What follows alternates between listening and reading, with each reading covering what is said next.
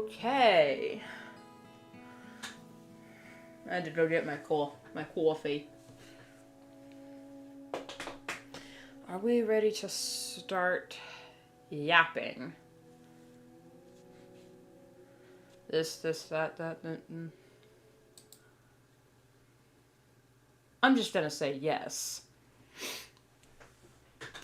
Oh, what thing? I am all out of sorts. So if this stream is a little all over the place or no place at all, that's why. I've been working really hard trying to get this week's video ready for Thursday. Chat disconnected. What the hell? Okay. What? Don't do that again. Anyway, so I've been working hard trying to get the video ready for this week, but in doing so, I've fallen, shall we say, slightly behind on the comic work, and on everything else. So this Tuesday just kind of jumped out at me. And I'm also a little out of sorts because I watched this channel called Cinema Therapy, where they review movies and then talk about the psychology of the characters, whether it be good, bad, or they talk about if they watch a rom-com, then they talk about how healthy or unhealthy the relationship is. It's really good stuff. Today's episode was about the Iron Giant, which is a childhood favorite of mine, and I was, oh my god, I was crying the whole time. I forgot how beautiful that movie was, and they were talking about the message, you are who you choose to be, and it's really good. So, that's what I've been thinking of. Also, a project I had auditioned for, the auditions have officially closed, Sunday or something. So I am patiently at the edge of my seat waiting for an email whether or not I got which part, because I auditioned for a few roles. One voice acting and one artistic, so I'm more confident in my art audition than I am in the voice acting audition. So yeah, there's that. Bad Batches tonight. Depending on how much I get done today, I might pull a late nighter for this one, just so I can get far enough ahead. Also, yesterday, my files used to be connected with OneDrive, so that, if anything happened to, my PC, I could get a new computer, sign into OneDrive, and not lose any of my files. A really good thing. Always back up your files. But, however, my OneDrive decided it had run out of room and won't save anything else. And it keeps saying, oh, you need to buy the storage, even though I'd used it for free for years and had no problems and had never run out of room. I had plenty of room left on the OneDrive, and it's just decided to say no. So that's annoying. I've been dealing with that while trying to get this project done. So, there's that. Anyway, what have y'all been up to? If you missed the chat, the yapping in the beginning of stream, don't feel shy about just telling me in the comments after the fact what you've been up to. What's your latest creative project? It can be anything, because in these next few weeks or whatever, weeks, probably months realistically, my family is going to be building a catio, which is a patio for the cats, so that they can be outside without us constantly having to supervise them, and so they can get some fresh air even in bad weather. So, we're going to be working on that, which is going to be quite the construction project because of just the size of the stupid thing. And I've never... I mean, we've built sheds before, but a catio, and we've never built a catio before, especially since this needs to be, like, accessible from the window, have an emergency door hatch just in case, and be something that the cats wouldn't mind hanging out in. So there's going to be a lot of design in that regard. But it's going to be fun. It's going to be fun. Usually the family, once we get started on a project and get in a role, we can usually work together without screaming at each other the whole time. Well, actually, we don't scream at each other. We just silently grit our teeth and go... You know how families talk to each other? Anyway, okay, 10 minutes, that's enough yapping. Especially since I don't really have much to talk about. Besides, I apologize if I sound nasally. God, I gotta rewatch The Iron Giant now. Watching their review of it, man. Whew. Okay, I'm gonna switch. Panangis.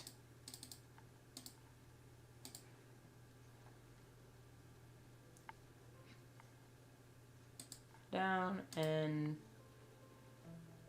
down. Voila. Alright.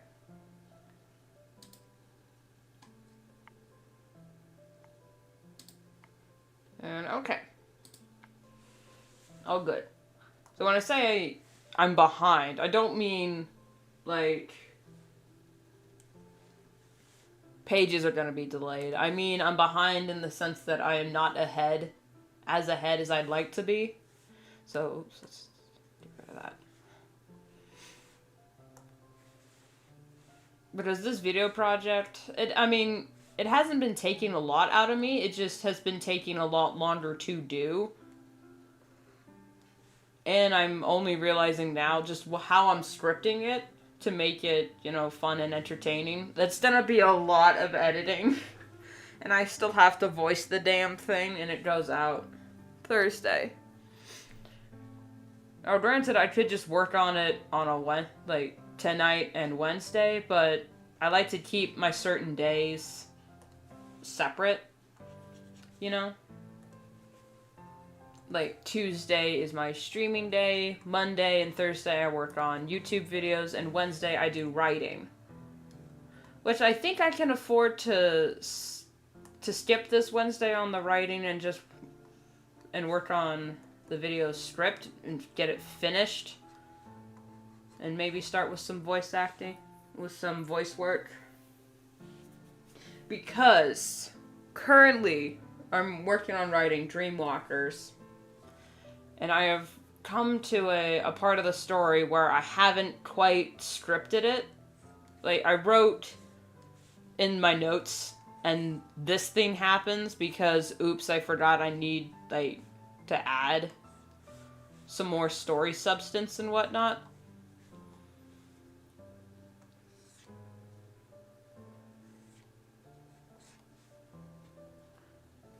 So I literally had nothing for these next few scenes. I got it sort of worked out for what I want to happen. Like, okay, they are preparing the tribe is preparing for, like, a seasonal migration to a different area of their territory. And the main characters are assigned to help, like, as a form of test to see if they're ready to start their training to become adults. But they kind of missed the point at first. Like, two of the characters turn it into a competition, while the other one refuses to ask for help until the whole thing blows up in all of their faces.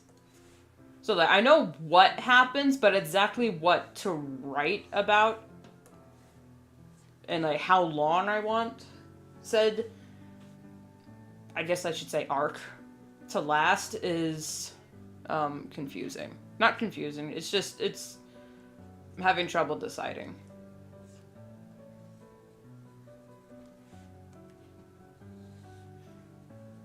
Oh, the joys of being a writer. A self-taught writer, working by yourself.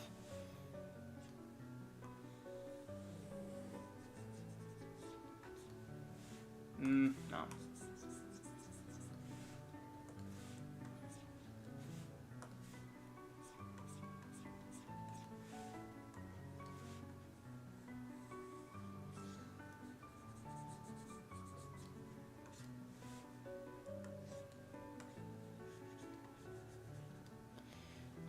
Great, now I got the Iron Giant soundtrack going through my head and I'm gonna cry.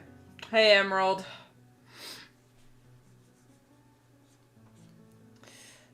I'm a little weepy right now because I watched a cinema therapy video review The Iron Giant and I forgot how much that movie made me cry. So now I got the soundtrack going through my head. Because it's a really good soundtrack. And now I'm gonna cry. Oh, get it out of my head.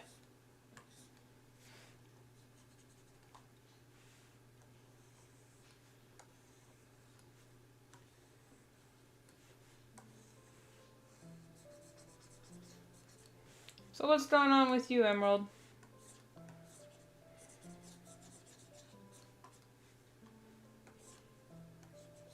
Hopefully I can get these 3 pages done, line art wise.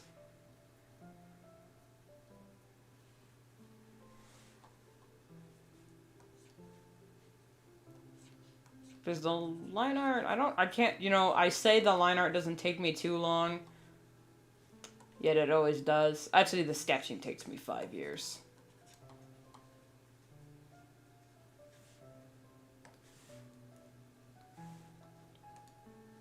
That has been going on since last time. I bet. Been a whole week.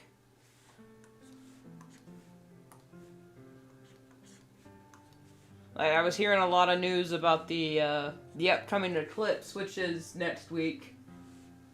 And a lot of people are freaking out about it for no reason. I'm just laughing. Because, God, it's celestial bodies moving. And they've done this since the dawn of time. No need to get all panicky. But of course, when you say there's no need to panic, that's when people panic.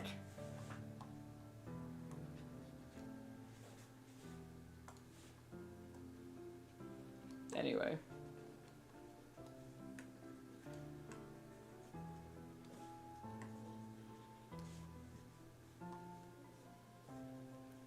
Okay, there's one.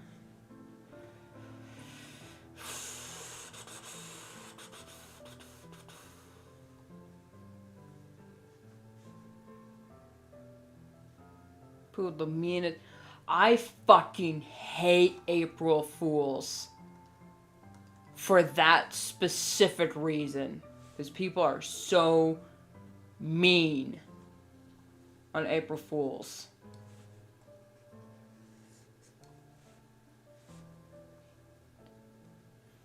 It's alright if you don't want to talk about it, or if you need to vent about it, go ahead. It ain't a Rune channel if I don't rant about something.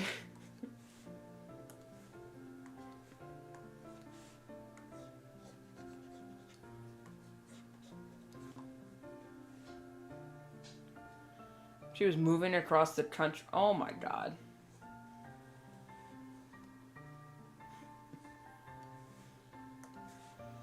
She told you she was moving across country, and then what? You brought out the champagne bottles and said, "Oh my god, finally!"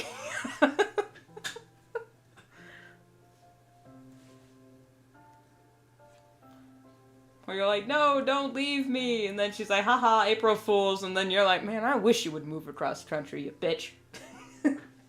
I didn't mean to call your friend a bitch. Just, I react very poorly to pranks. Especially pranks of a malicious nature. I hate being lied to. And for me, pranks are basically being lied to. Unless it's like something good-natured and silly. Started crying a little bit. She better I mean, yeah. She better apologize after that. Because my goodness.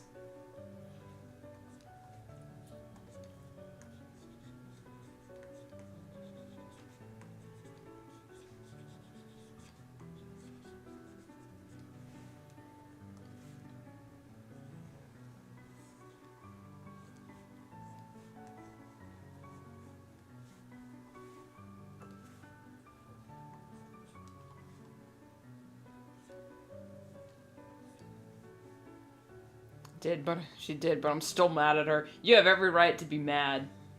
But don't be bitter. Don't be like me. Don't be bitter. That's the thing about emotions and relationships. You can be mad about something or at someone, but you're justified as long as you don't become bitter about it, which is something I'm still working on. Because boy howdy can I be bitter and petty.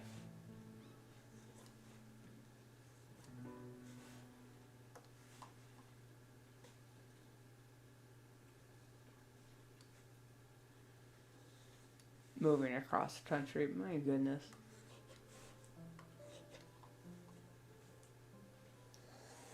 That just sounds like the biggest hassle ever. Because it's a pain in the ass just trying to close on a house. Imagine trying to close on a house that's literally 5 states away. Like, because not only do you have to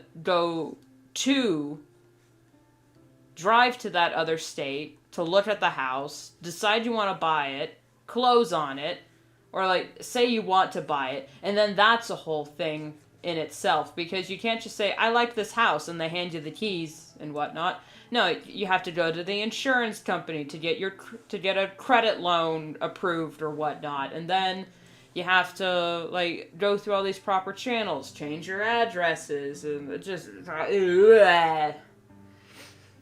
As much as I would love to move to a different state that isn't mine, I've never even moved houses before, so I just don't want to...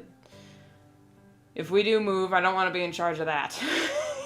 I don't know what made me more sad. The fact that she told me she was moving across, or when she told me it was a prank. Yeah. Which is why the most harmless pranks are the ones that are... Fuck me, I almost hit the wrong button. I've done things where, like, someone was in the shower and I moved their glasses. But I put it in a spot that would be, easy to find.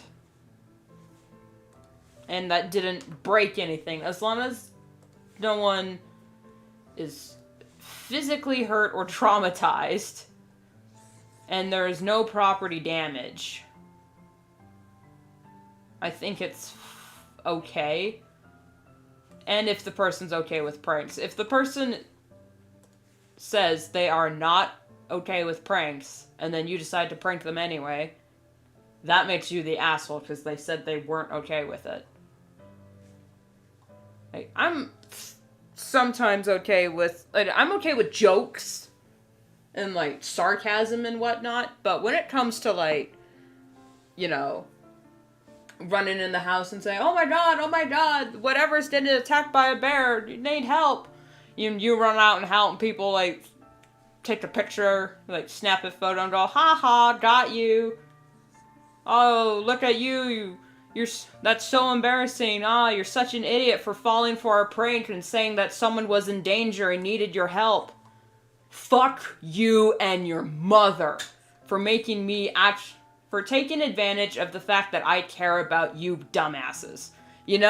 Those pranks I absolutely hate. They're supposed to be funny.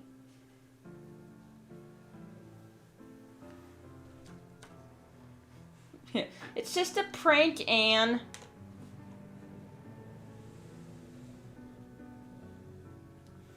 Hello, CEO. Hello, Dancing Diva. We're talking about pranks and how they are the worst thing ever.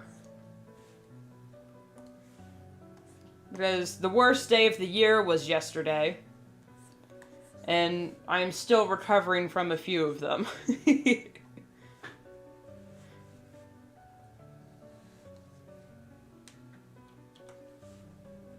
Because for me, it's like the boy who cried wolf with some of these pranks. Because they're like, hey, guess what? We want an all-expense paid trip to, like, Hawaii or something like that.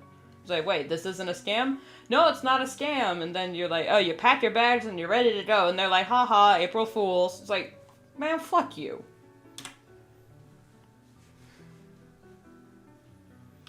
I think what makes pranks worse is the immediate, ha, look at you, oh, I can't believe you fell for it, ha, you're so dumb, you're so gullible. It's like, oh, all of everything in my being hates every part of that. Ooh. Like, you see those funny pranks on the internet when you try them, they don't go so well. I miss the old days of pranks where, you know, like, have you seen those pranks where someone, like, they got the porta potty set up, and someone goes into the porta potty, and then while the person's in there, they move, like, one of those portable trailers on wheels. They move it in there, so then when the person opens the door, they step right out into a staff meeting that's all staged and whatnot. Those are funny, because then because no one is getting hurt, no one is getting embarrassed, so you just like, wait a minute. When the immediate response is, wait a second, hold on, what's going on? Those are funny, because then you can, they can, like, close the door, and then they move, and then you're like, oh, and then you can point to the camera and say this was all just, like, a practical joke. People can laugh at it. Now, the ones where I don't like when, like, you purposefully scare someone, because you don't know. You just don't know what a person's scare tolerance is. Or if they're, like, one stare away from a heart attack. You honestly don't know. But I do like the one pranks that make me laugh every time, because it's like when someone's, like, dressed up as a bush or something, and then, like, a bit of it falls out, and someone picks it up, and the bush just grabs it and says, thank you, ma'am. And the person screams. Those are funny, because you can scream and go, oh, you got me, that was funny. See, those are fine, because they're practically harmless. In Poland and April Fools, we pour water on each other. See, now, depending on the day, that sounds pretty fun.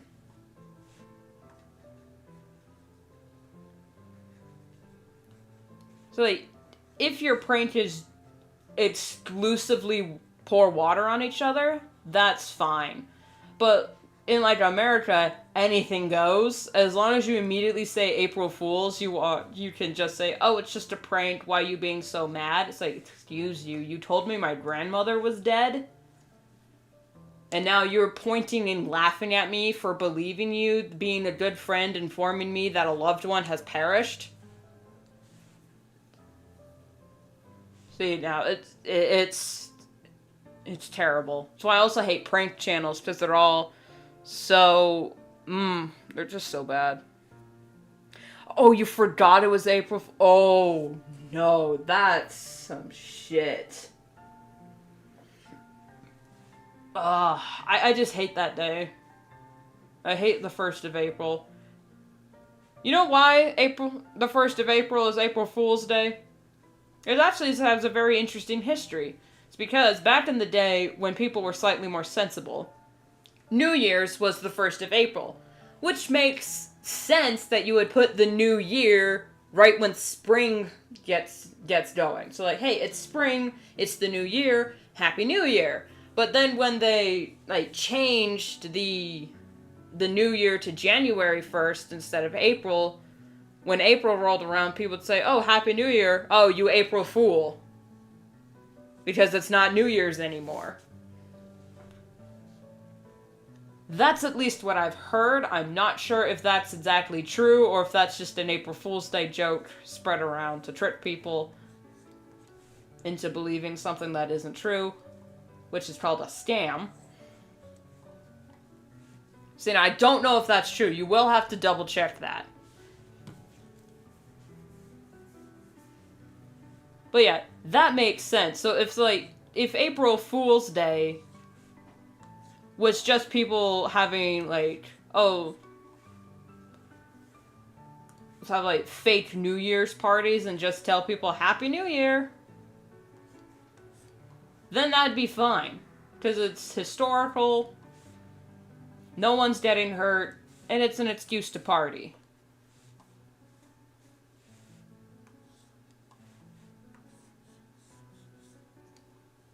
But the bonds of friendship have been tested this day.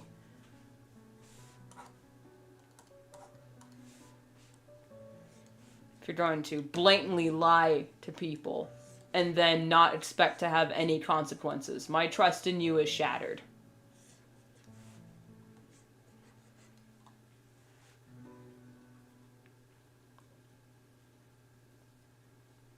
She's not going to be happy that it's April Fool's. Well, that's a whole year. You might not even be friends by then.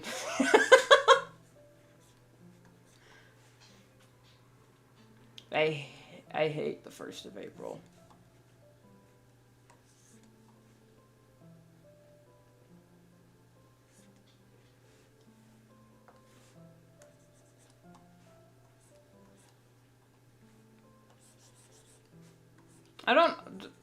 I don't hate St. Patrick's Day, but in the similar vein, I hate it when people would pinch me for not wearing green. That is physical assault. It's like, oh, but it's St. Patrick's Day, you weren't wearing green. Only the Catholics wear green on April Fool's Day. I am not Catholic, I am Jewish. I do not wear green on St. Patty's Day. It's an American holiday. It's not even Irish. Sure, the Irish celebrate it by going to the pub, but they go to the pub every day. And yes, I do have I have Irish heritage, but I've never been to Ireland.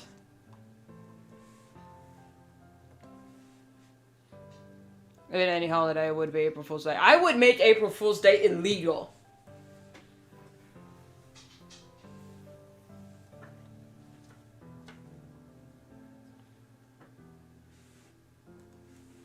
As much as I hate Christmas, and as much as I'm just disgusted by Valentine's Day and whatnot, I would, if I ever come into power, I am banning April Fool's Day. It's going to be National History Day. Instant 6-star level wanted level. You would be in jail. I would make it a capital offense to pull a prank of such April Fool's Day caliber. No, I wouldn't have anyone incarcerated for it, because people are gonna pull pranks no matter what. But I would make it legal to where if you pull an April Fool's Day prank and the person is not, like, hates the prank or was dissatisfied with your impractical joke, I would make it legal for them to report you, and the cops would have to come by and say, you're spending like 3 hours in jail. There. Make better decisions. Come up with better pranks. Which is one reason why I should never come to power.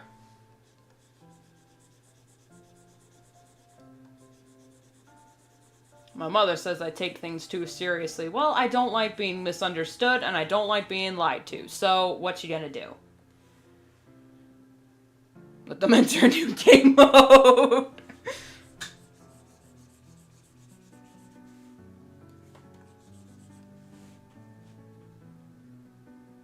One solemn state is devastating consequence.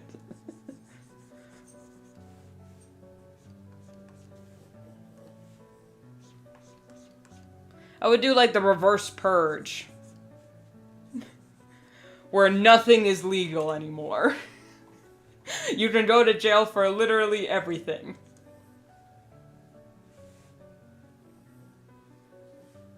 My favorite holiday is Halloween. I do like October. I do like the spooky season. But if I had to pick a favorite holiday, yeesh, I'm not sure. Personally, I enjoy Thanksgiving. I know, like, literally no one else does, but I like it. I happen to like my family. Passively, well, anyway.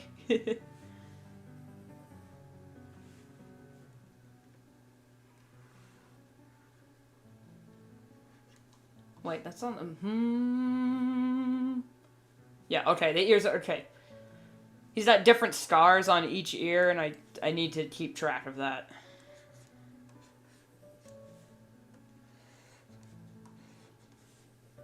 I hate April Fool's Day as much as James May hates the Nürburgring.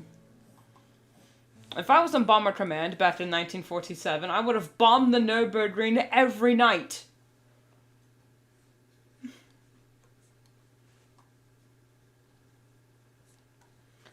Well, that's mostly because when someone tells me something, I'm inclined to believe them because lies usually don't compute with me. I also have a very, very hard time telling if someone is being sarcastic, despite being the sarcasm queen. But here's the thing, I'm, like, obvious with my sarcasm, so it's not like I can't tell if you're being sarcastic. You know when I'm being sarcastic, because I can't tell when people are being sarcastic, so I make my sarcasm obvious. I feel like most people don't understand the true meaning of the holiday. No, they do not.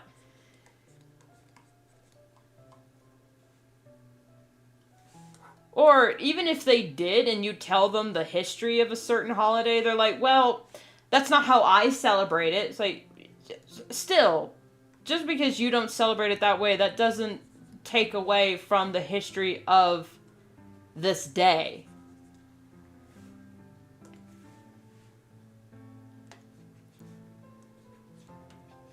Like, prime example, I do enjoy the spooky season. And while I don't, like, physically celebrate Halloween, because, you know, I think trick-or-treating is just a bad idea, I do, you know, acknowledge that on this day, not this day, but on October 31st, there is a lot of property damage, there is a lot of pranks, and a lot of children go missing. I acknowledge that. Black Friday. What the fuck is the point of Black Friday? I mean, honestly, what the fuck is the point of Black Friday? What, it's the Friday before Thanksgiving? Who gives a fuck? Seriously, no one gives a fuck about Thanksgiving anymore, which is a holiday that's supposed to be about family. And the only reason people really celebrate it, they're not celebrating it. They're trampling over each other. They're knocking over old ladies, stepping on people's heads just to get a microwave that they don't even want. I absolutely hate Black Friday in every way possible. It's just corporate greed it's just corporate greed. Christmas is just as bad. Now, a lot of people say, oh, the spirit of Christmas is the spirit of giving. You don't want to know what people have said on Christmas Day to each other in the parking lot? This happened years ago. I don't remember. It was like 2018 or something when this happened in a Walmart parking lot. And I quote, "Give me that doll or I will kill you." In the spirit of giving? You're going to threaten to kill someone over a doll that your daughter doesn't even want? Or maybe she does want the doll, but she's only going to play with it for like a month, not play with it, and guess what? I hope you save the receipt, because it's going back to Walmart. So, like, ugh. Black Friday and Christmas are just, they bring out the worst in people. Yeah, what the hell? Yeah, that was an actual quote that someone said. It was on a news article, so I think it was 2018. I don't know, but if you look it up, you can probably find all the horrendous things that people have done and said to each other on Jesus' birthday. Which it wasn't even his birthday. You know, I'm Jewish. I don't believe he was born on December 25th. I believe he was born during Sukkot, which is in September. But that is neither here nor there. What is bothering me is that people say, oh, it's the spirit of giving, and then they will literally maul each other like sharks.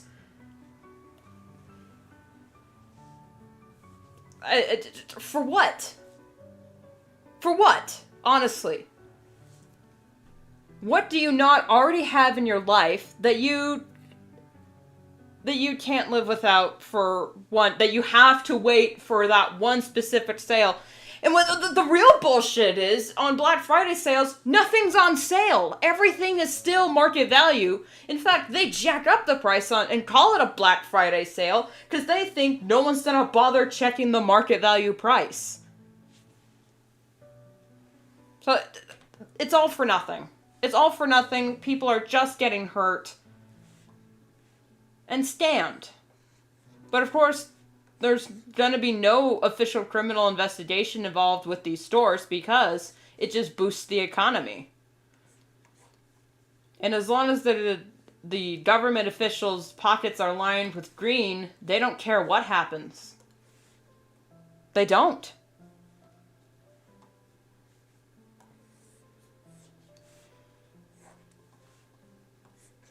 Yeah, so. Now, I will admit, as much as I hate Christmas, I do love Trans-Siberian Orchestra, and I love winter. I love winter. It's not my favorite season. My favorite season is fall. But I do love Trans-Siberian Orchestra. Also, who cares about President's Day?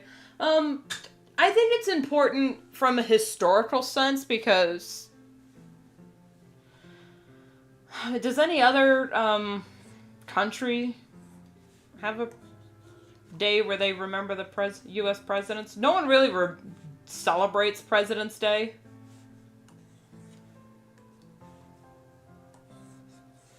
But no one gets hurt, really, with President's Day, so I'll allow it. I'll allow it.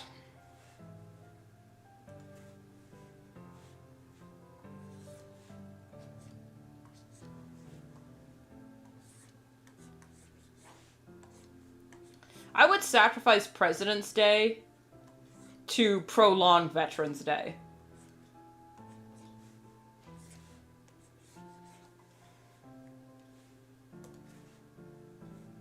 That's what I would do.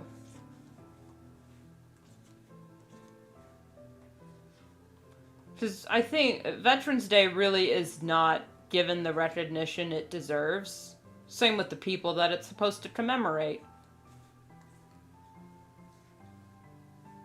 Okay, yeah, that's fine.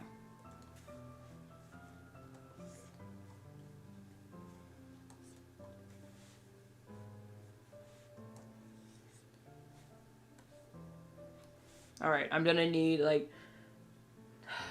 100% of my concentration to draw this paw. So everyone, shh, hold. Everyone hold.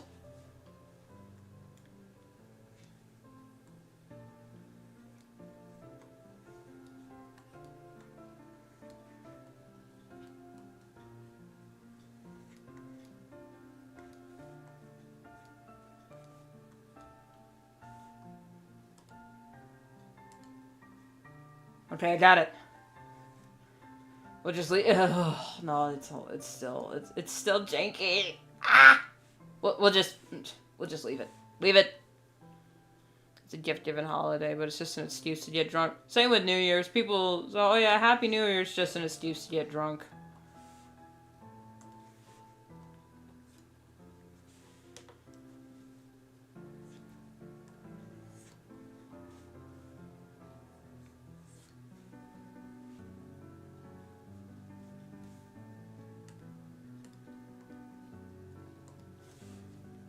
Save. And take a sippy.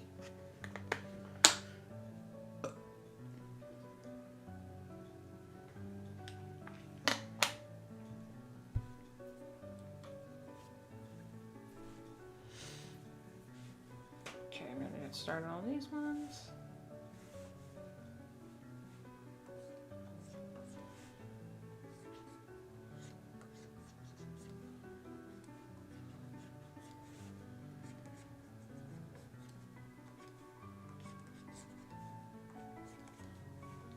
Speaking of Christmas, I got the song. There's this Trans-Siberian Orchestra song called "What Is Christmas," and it's really cute.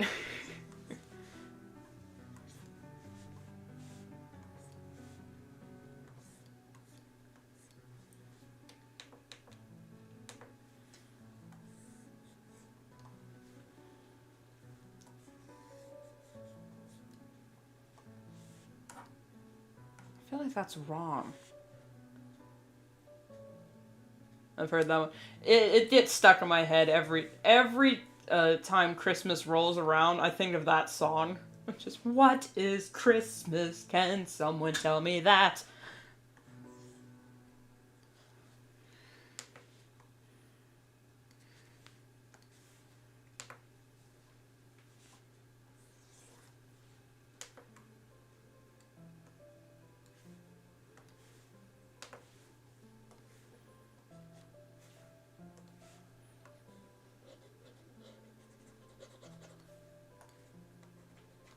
Really, the only reason I haven't... I mean, I'm Jewish, so I don't celebrate Christmas, but we used to celebrate it when I was a kid. So I do have some pretty good memories from December 25th that I like to hold on to. And, you know, I really liked the music of Trans-Siberian Orchestra, especially Wizards in Winter, What is Christmas. Their version of Carol of the Bells was really good. And their Christmas Canon Rock. Oh, so beautiful.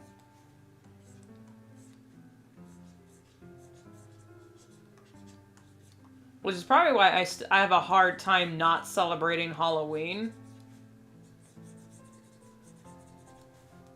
Because the music is just so good. Like, the song This Is Halloween is really good. I mean, the original is just cute and catchy, but I prefer the Marilyn Manson version.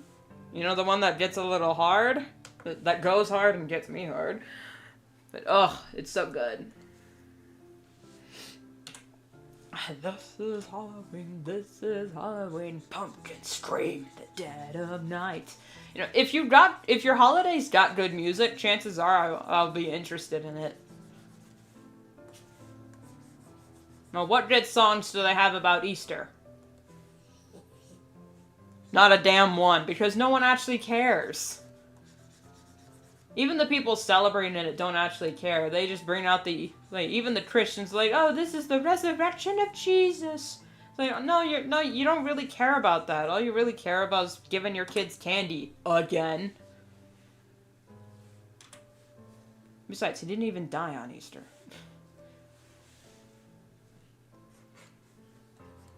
They got the Jesus lore wrong.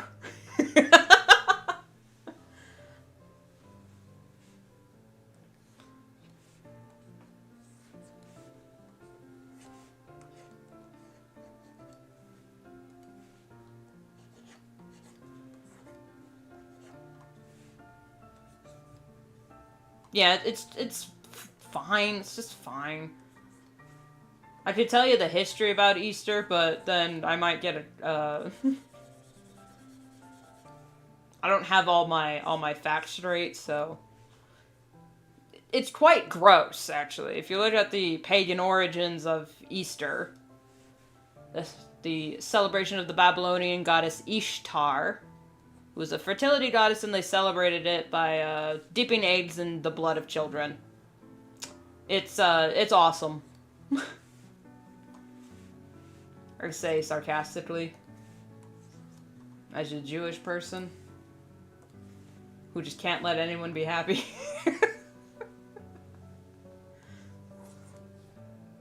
You don't even want to know about Yuletides.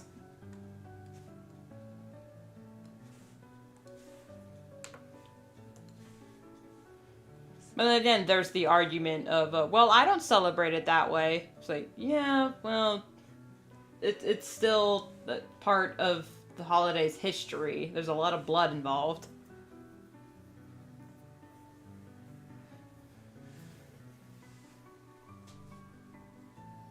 I don't know. This about to become Path to Darker Stars. Hey, this has nothing to do with the comic. I'm just... Well, I don't. Good call, because in the next few pages we get a flashback to Hot Star's backstory.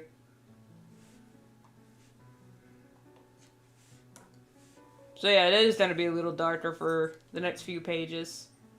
Not too much darker. She doesn't have a hashtag tragic backstory. That's Twig's backstory, is hashtag tragic.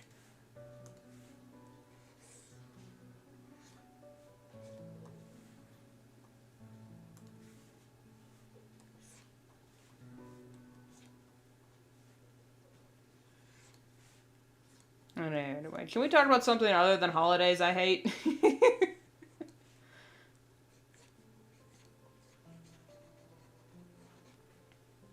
It's nice when you're a kid, but since you're a teenager, it becomes kind of bland. When you're an adult, you're just despising it. Yeah, I was the same way with Christmas for a while. As a kid, it was fun, but then as a teenager, and then as an adult, I'm kind of bored. But it became just like any other day, because guess what? It's the middle of December. I still have to shovel the damn driveway, and we still have to worry about whether or not the power's gonna go out, and we still have to make sure all the animals our livestock are okay. So it just became any other day.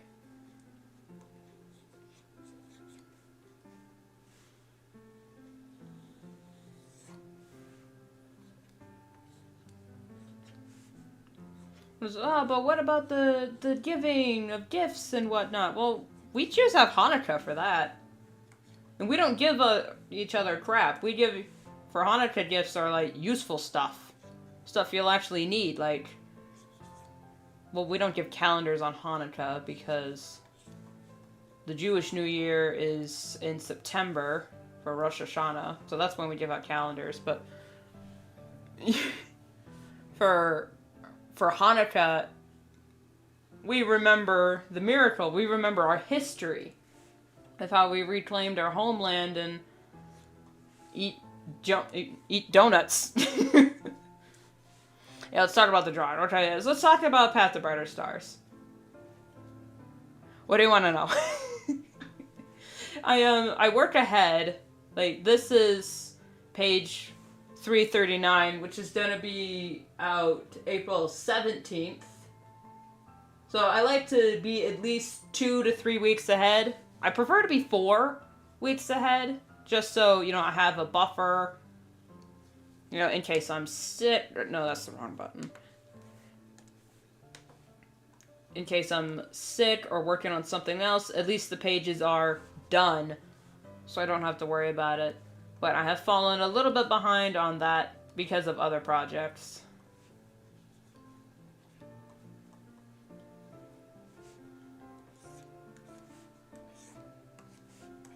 But I have written the whole, I haven't written the whole comic because it's going to be like 5 to 6 parts. We're still in part 1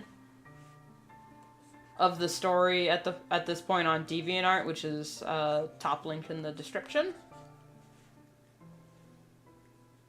But I have it scripted up to July, which is when I'm going to take a hiatus, a break for Art Fight, because I will be doing that this year. Or at least I plan to. I plan to do Art Fight this year. We'll see what happens. Who knows, I might do like a subathon or something for Art Fight.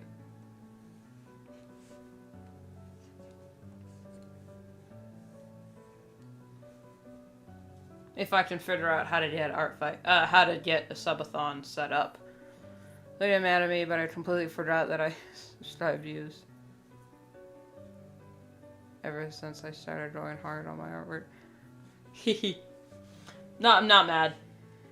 I get it, life happens. Like, I've been subscribed to certain, I've subscribed to a few channels, and then I just haven't been watching their videos.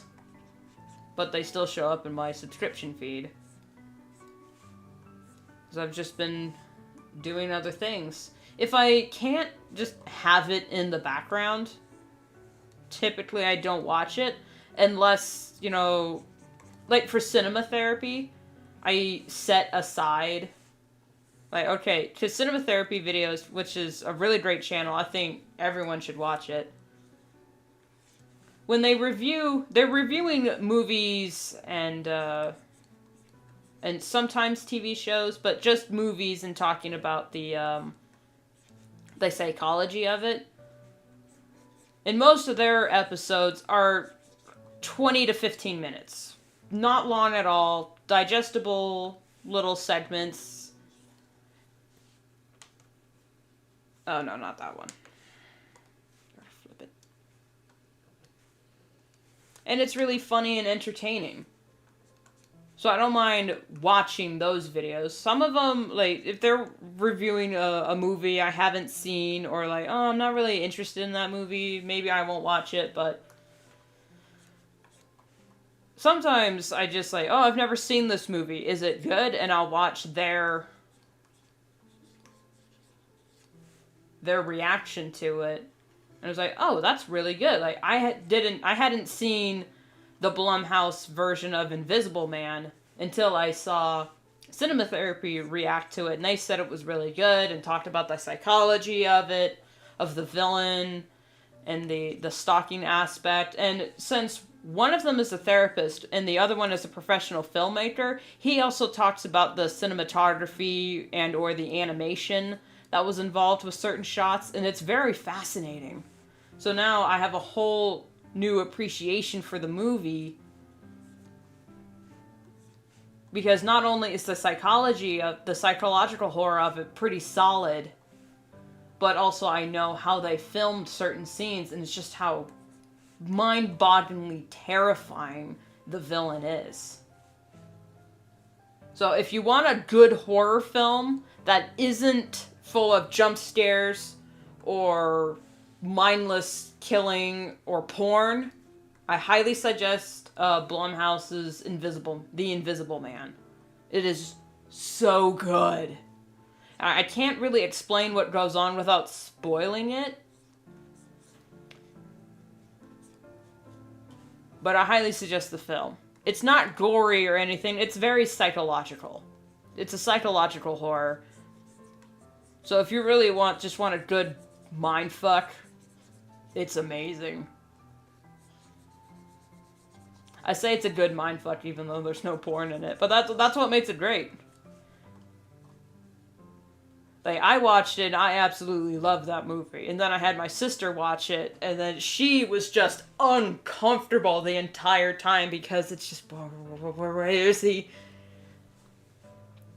And she would just go, oh no, when certain things would happen. I said, don't worry, it gets worse the whole time.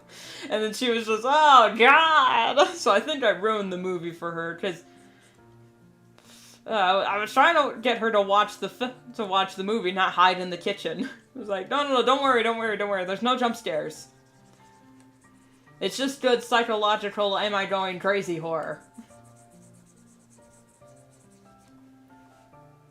Because that's the kind of horror I like. I like the type of, I feel like I'm going crazy. Am I going crazy? I'm pretty sure I'm not crazy. Oh my god, everyone thinks I'm crazy. I love that kind of horror. But I like it because it's so relatable. It's so gosh dang relatable. Because the most terrifying thing for me is when people don't believe me when I say, hey, this is a thing that is happening to me, or that I've seen, and people go, yeah, okay. It's like, no, guys, why are you looking at me? I'm not crazy! And then, of course, the more you say, you gotta believe me, I'm not crazy, the more people think you're crazy. And it's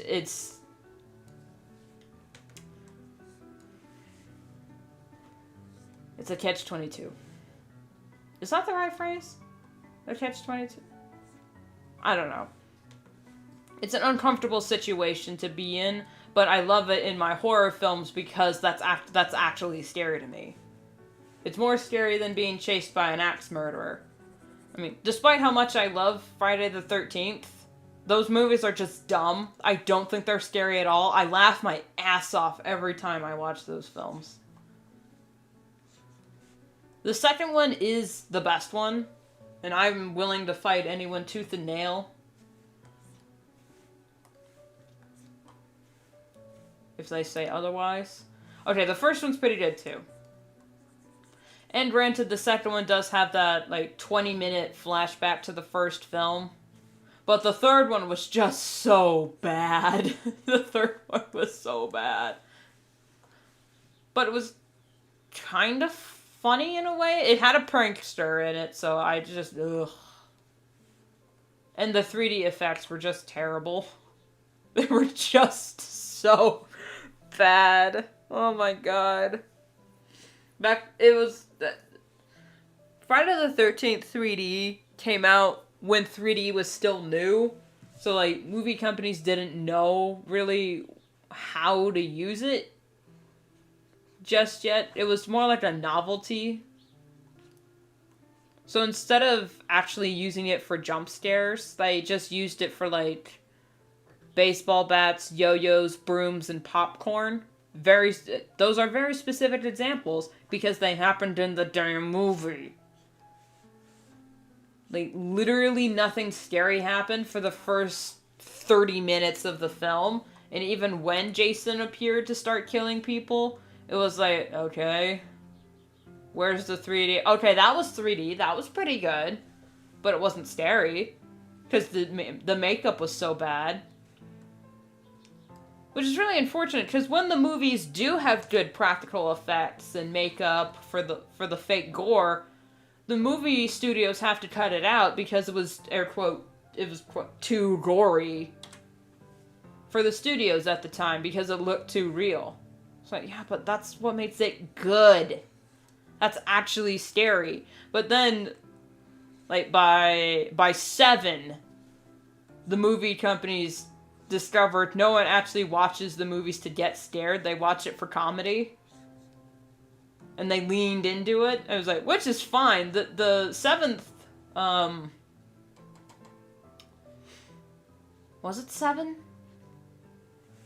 Yeah. Teenage Frankenstein. Yeah.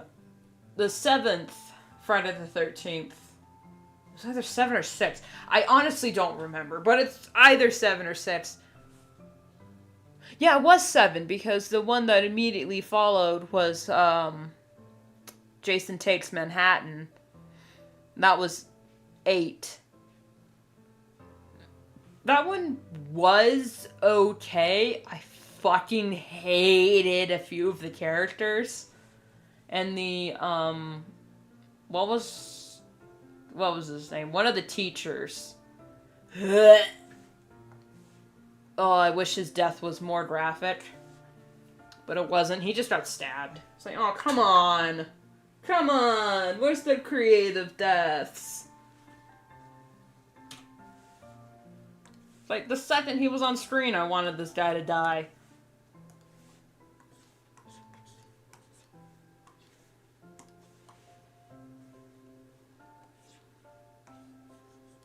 That's wrong.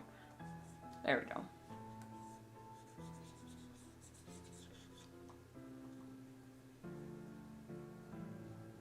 Is that the right expression I want?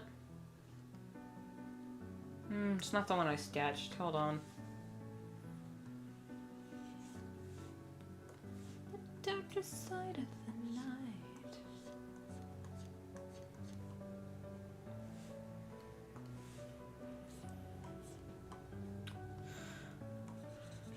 And oh my god, the 4th one? The 4th Friday the 13th, Jason Lives, was so boring.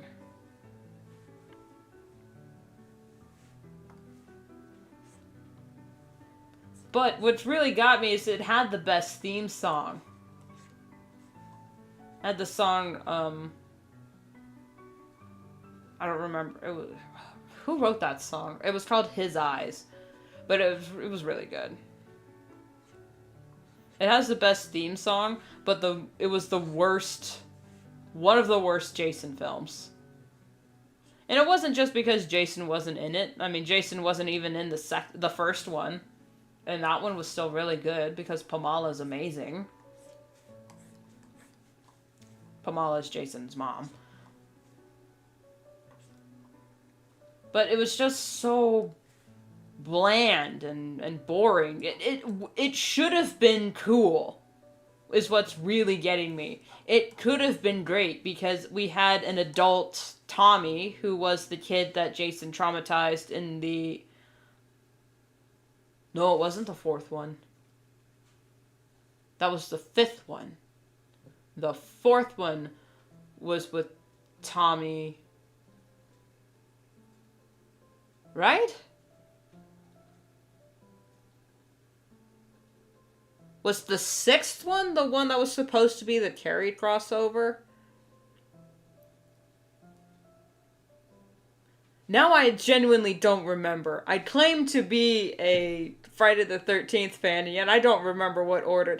The second one's the best one. That's it. The second one's the best one. That's the only ones you need to really care about. Anyway, moving on.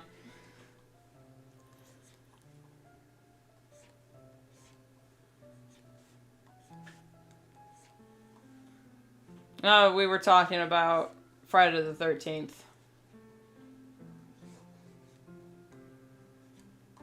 If Invisible Man is good horror, Friday the 13th is just terrible horror, but still fun movies.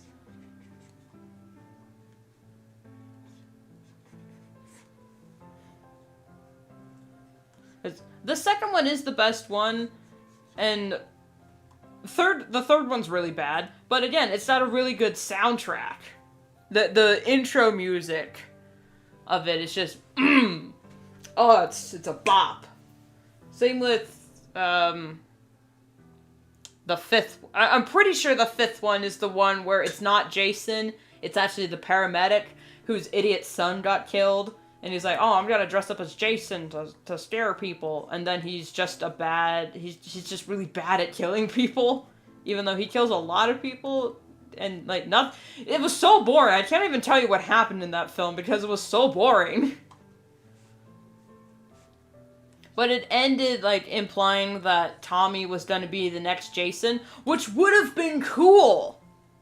But then they had to do the stupid revived with lightning in the seventh one, even though the seventh one is pretty... Was it 7? When was the bad Carrie one? Was that 6? Because I genuinely do not remember. That was the one that I watched once and said, alright, I'll never need to watch that again, because that one was just terrible.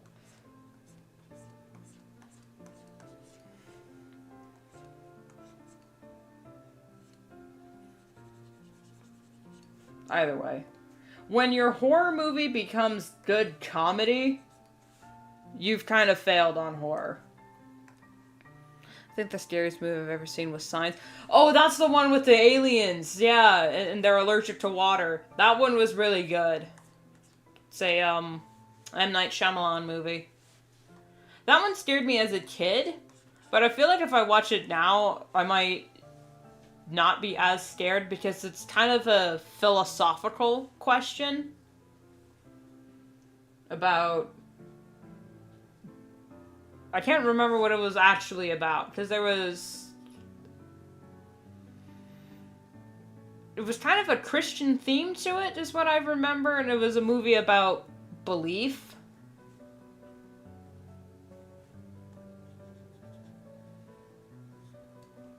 Yeah, a lot of people said the movie was stupid, because why would the aliens go to a planet that's 85% the thing that's gonna kill them? It's like, well, humans go to space, and space kills people. Not having oxygen kills people, yet we still go to space. And you can argue that the aliens didn't even know about water. They're like, yeah, there's plenty of deserts here. Yeah, I remember liking it as a kid. It did scare me a little bit, but a lot of people said it was stupid because of what I said with the water plot twist. Sorry, spoilers for anyone who hasn't seen it. I do apologize, but it's been heavily covered and talked about in the M. Night Shyamalan verse. Is it M. Night Shyamalan? I don't remember. Anyway. He also did movies like The Village and Lady in the Water. And his thing is like plot twists.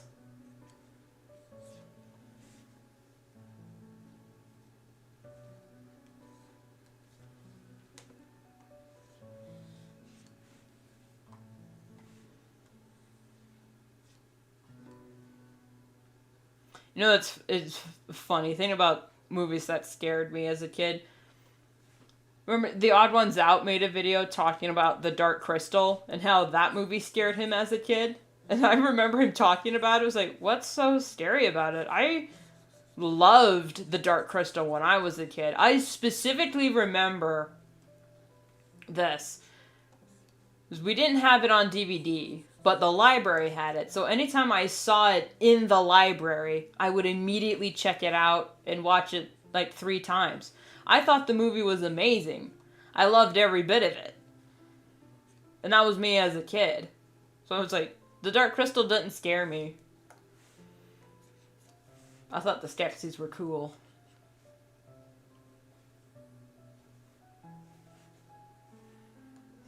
So when Netflix announced that they were going to be making a show for The Dark Crystal, Age of Resistance, I about lost my damn mind with excitement. It's like, oh, hell yes. Wait, is it going to be good? And they said, oh, they're going to be working with the Jim Henson Company to make the puppets. And I said, it's going to be good! It's going to be so good! I was so excited. I was so excited for it. I was on the edge of my seat, and I watched every episode that came out, and it was just the best thing that ever happened to me. I was living on cloud 9. The story was great. Gurgen's the best character. Oh my god. The Dark Crystal Age of Resistance is one of the best things Netflix ever made, and then they fucking canceled it. After 1 season, they canceled their most lucrative show. Because, and I quote, it was too expensive. Excuse me, Netflix? Too expensive to reuse assets and puppets and mix it with big sets and CG? Yes, of course it's expensive. That's art! What you currently have on your streaming service is art! And you canceled it! And you threw it away!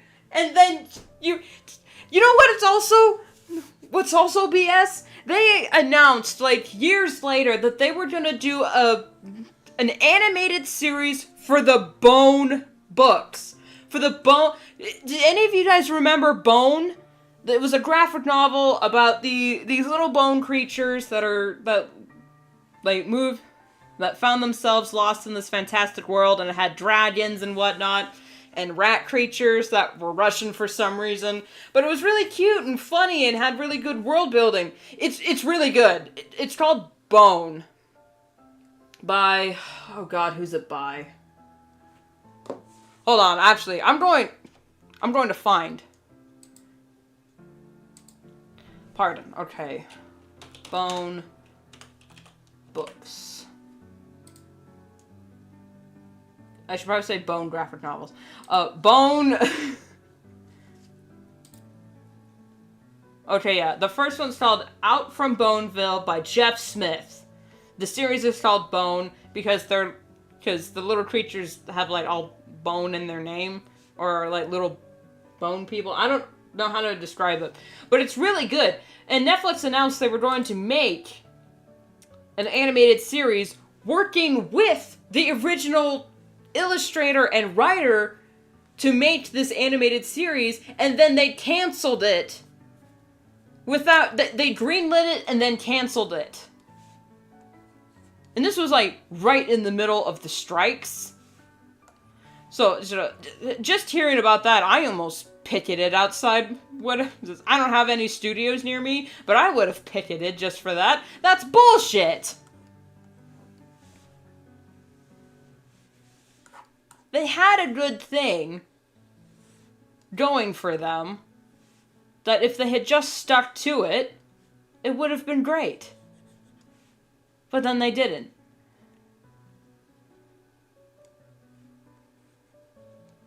Oh wait, no, that star's on this side.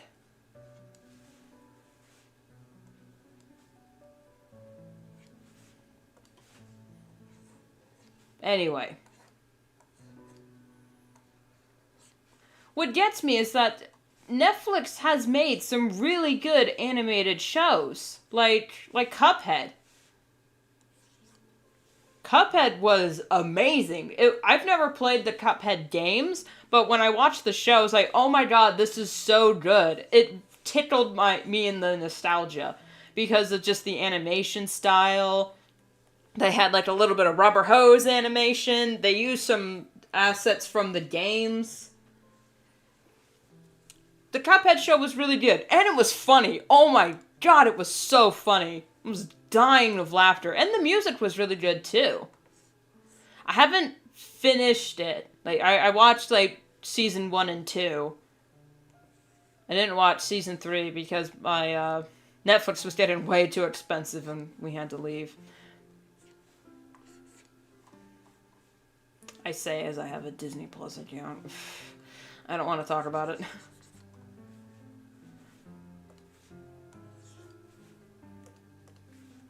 So that just pissed me off. And what also gets me mad is because Netflix greenlit it and then canceled it, that means no one else can make a show.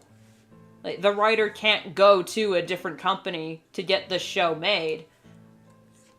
The Dark Crystal Age of Resistance can't, like, the Jim Henson Company, even though they own the damn puppets, they can't just make their own show with their puppets because Netflix owns the rights. It's some hot garbage. It's some bullshit. Which, yeah, I fully support the writer's strike. I think it's still going on or has been, like, settled in some way. I 1000% support the writers and the animators and the storyboard artists, and studios just need to stop. They just need to stop. Everyone should just go independent. Just go independent at this point. It's driving me to drink.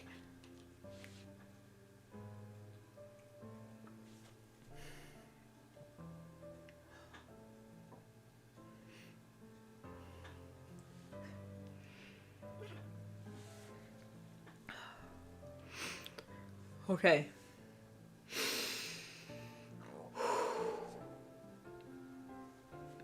Let's be zen for a few moments.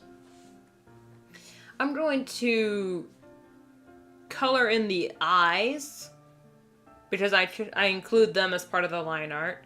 Oh, and the backgrounds. I need to do the backgrounds and color in the eyes, and then this page will be ready for coloring. Great, now I got the Cuphead theme song stuck in my head.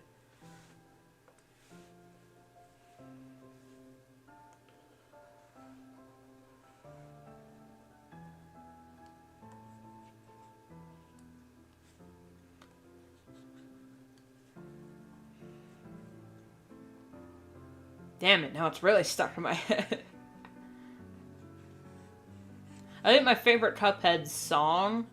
there's very few songs in the show, but the one that I really like the most is Ghosts Ain't Real.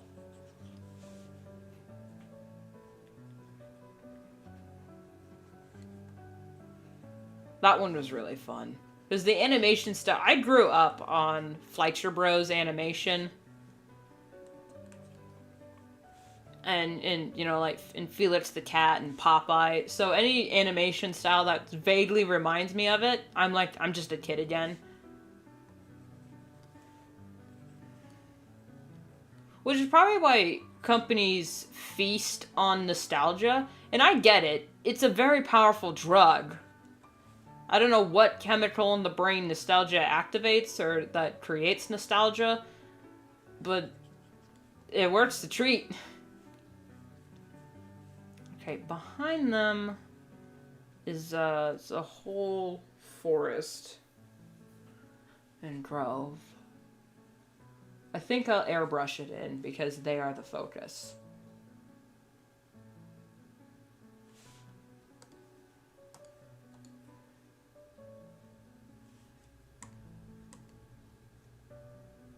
Damn it. Alright, hang on. I just realized my formatting was a bit off.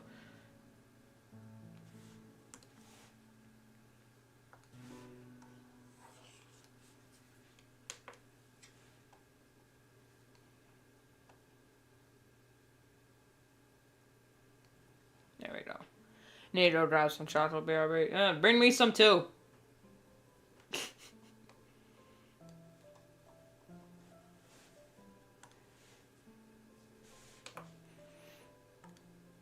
A lot of people shit on dark chocolate, which, I mean, whatever, to each his own. But I prefer milk chocolate. Not milk chocolate. I don't hate milk chocolate. I prefer white chocolate.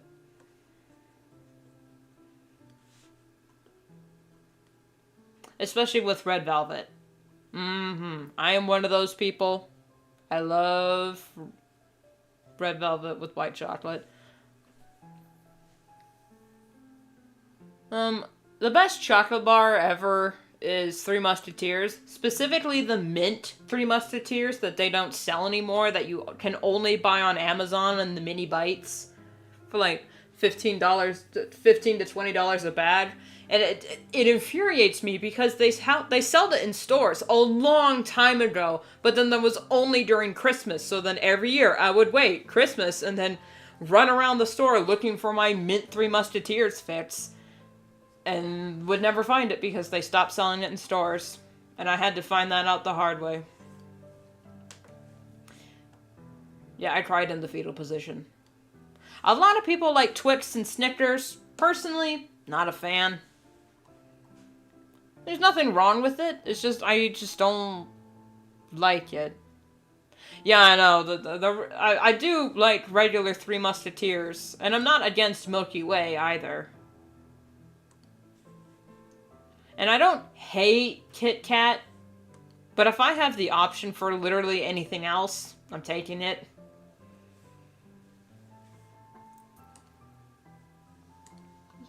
You better watch your back, so if you're looking for fun, yes, we're looking for fun, and you got the heebie-jeebies.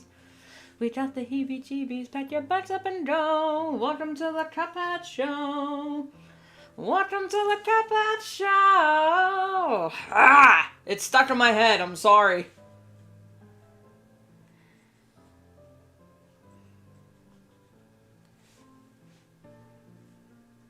Oh, actually, wait, with the way he's sitting there. Be mindful of your, setups. Alright, thank you. I shall enjoy my Three Musketeers. God, I wish I had the Three Musketeers.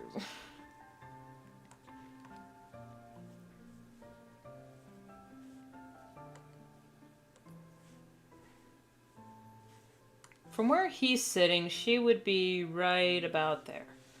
Okay.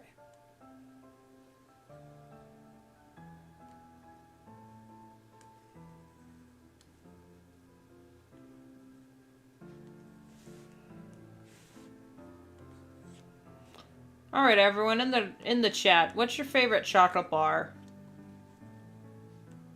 It could be anything, or if it's just the seasonal ones.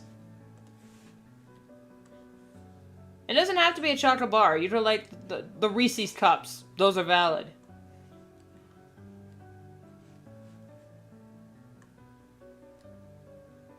Just a Hershey because I'm basic. Hershey's is good too.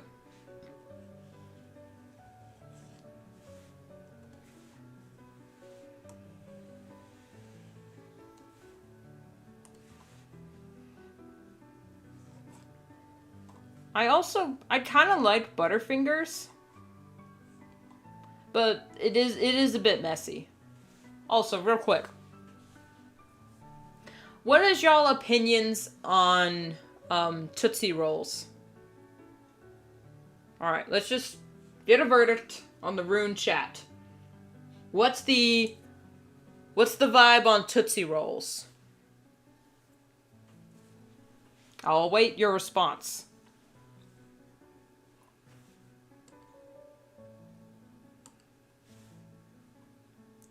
Not really a fan. I love Tootsie Rolls. I don't know why people hate them so much. A lot of people say, oh, because it's not real chocolate. Have you had a Tootsie Roll? It tastes exactly like chocolate ice cream. It's just warm. It's just room temperature. If you take a Tootsie Roll and put it in the freezer and then you eat it, and then you try to chew on it, it's exactly like chocolate ice cream. Chocolate ice cream, especially Great Value chocolate ice cream, or, yeah, especially Great Value chocolate ice cream, tastes exactly like the Tootsie Roll. So if you don't like Tootsie Rolls, I don't know what to tell you about chocolate ice cream. Yeah. I also really like candy corn. I know everyone and their mother hates candy corn and say it's the abomination of Halloween candy. Great. More for me. Because I love candy corn. Especially the carameled apple and the pumpkins. I know it's technically all the same flavor between the regular and the pumpkins. I just like the pumpkins. I think pumpkin spice should be year-round. I'm one of those people.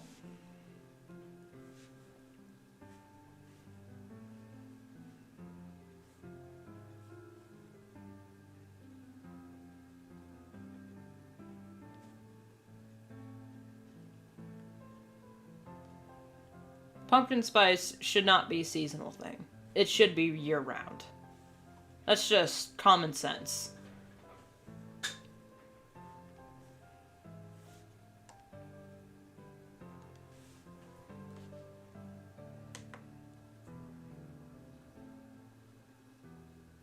Alright, I'm gonna do the eyes, and then we'll move on to the next page.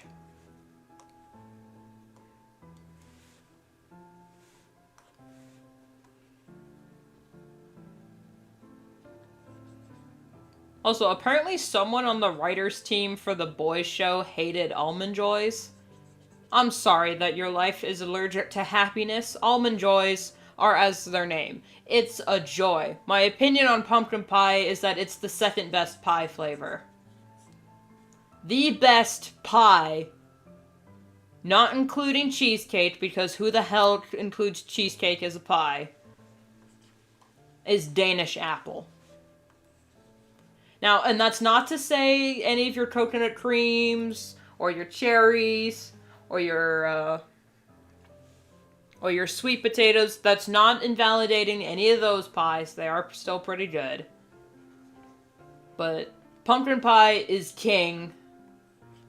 Pumpkin pie is queen, and Danish apple is its king. Especially with a caramel drizzle on it. And yes, I say caramel, not caramel, okay? I'm not that pretentious.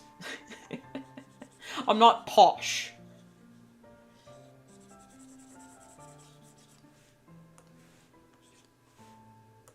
There are very few things that have pumpkin spice flavor in it that I don't like. I just like... You're more of a cake person. Yes! Cake is good too.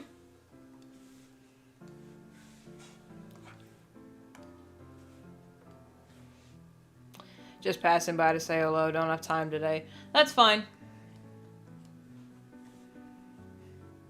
That's on the wrong layer. Damn it! An easy fix, an easy fix. Hold on to your butts. There we go. Fixed. Okay. Whew. Crisis averted. Hello, Blade. I was just explaining to the good people here how pumpkin spice is the best flavor and does not deserve to be just a seasonal flavor. It deserves to be year-round. Because I need my fix. Literally, the second pumpkin spice anything becomes available in stores, I go rabid. It's a problem. My family can tell you. I go rabid. Pumpkin spice anything. I love it.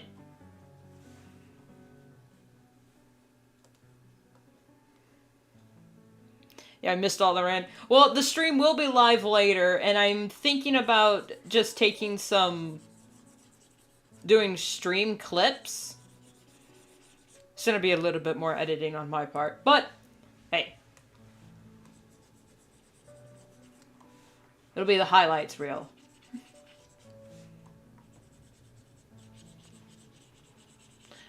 There's very few things that have pumpkin spice flavor available that even I'm like, okay, that's a bit much.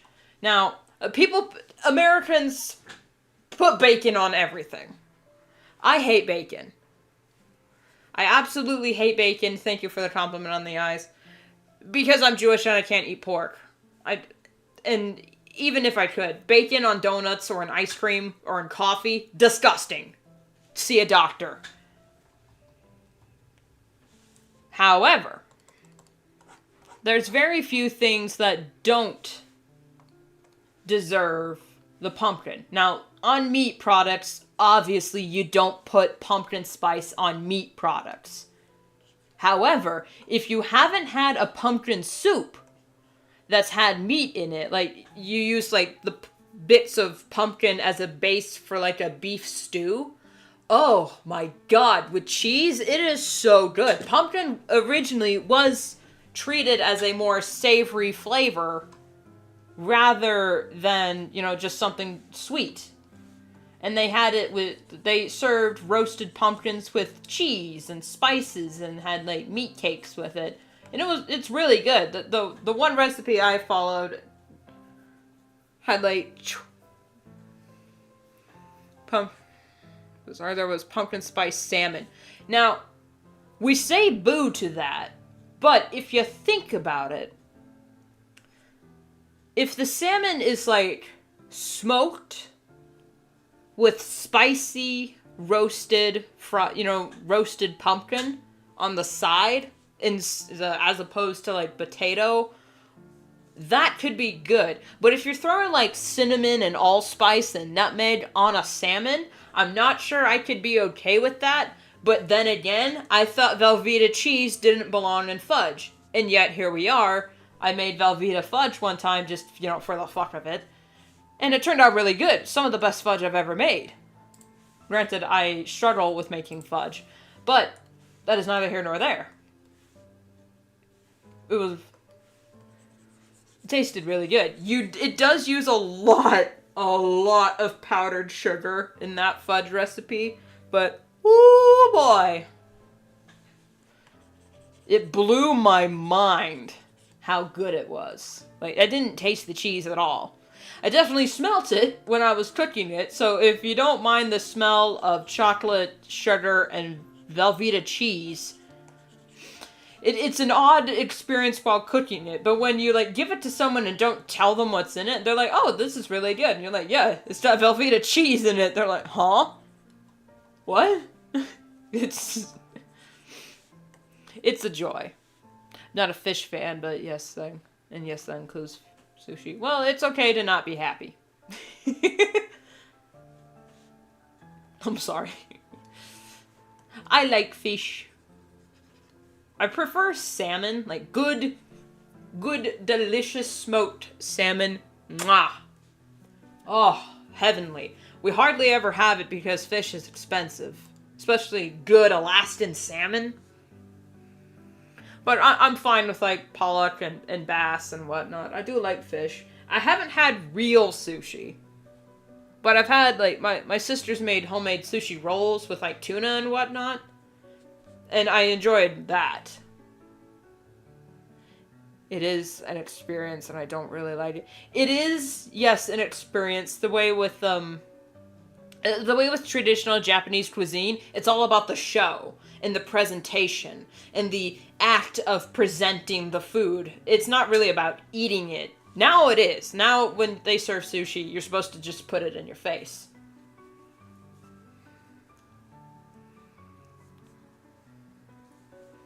For us, sometimes we do. Or we get it from my dad's friend. Yeah, it is nice to... I've only been fishing a few times, and each time I either caught nothing or caught a rockfish and had to put it back because that's not really edible. It was the ugliest thing I'd ever seen. As much as I'm loving this job, I mean, it makes something to fill me up.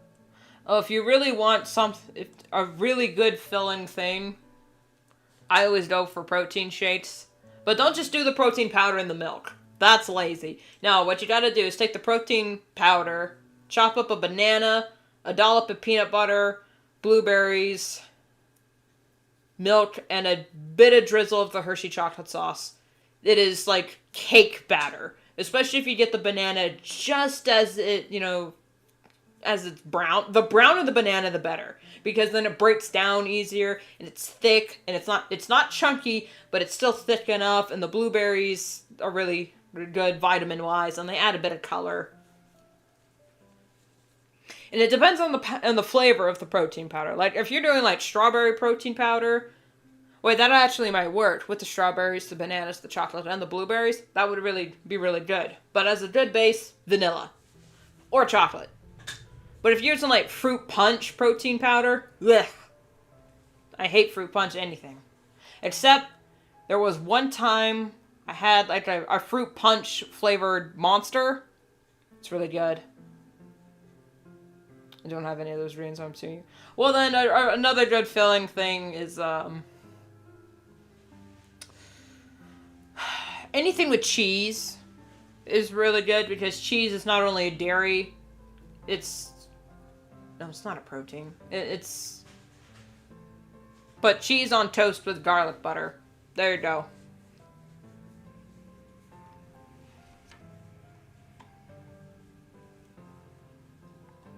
Alright, this page is ready for later. Oh, wait, actually, I should probably color the text. You're gonna get a slight spoiler on future text, so hush.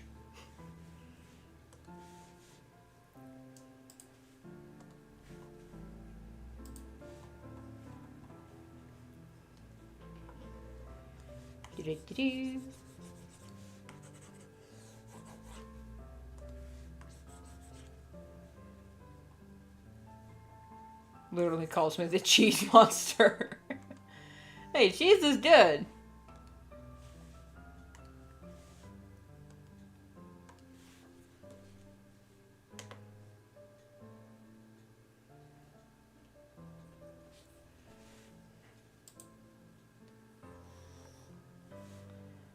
Alright, I need to finish the sketch on this one before I can do the line art, so I'm gonna be hyper-focusing on that.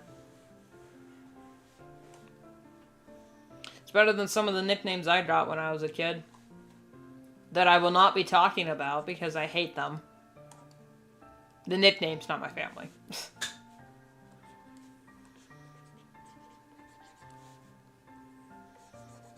Friends used to call me Nibbles. Since I suffer from Python chewing, you know, many things. So no, that's kind of cute. It is making light of a serious situation, but it is still pretty cute. Make it grilled cheese. Yep. Grilled cheese is really good, especially with tomato soup. Grilled cheese and tomato basil soup. That's a good meal. We used to have it every Saturday.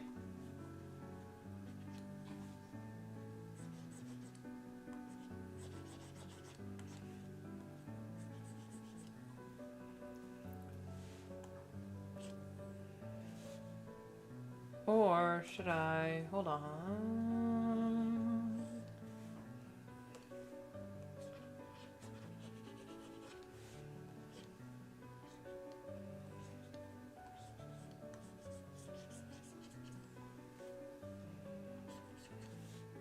Her head should be moved down here. We're gonna actually be talking about the drawing for a second, guys. I know it's shocking that I actually talk about what I'm drawing while I'm drawing it.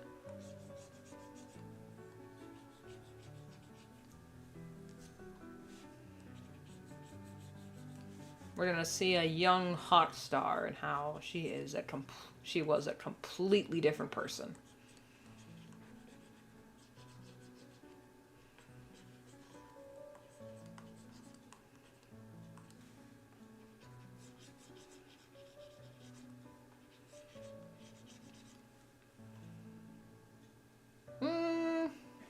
No, different face. And her chin isn't that big.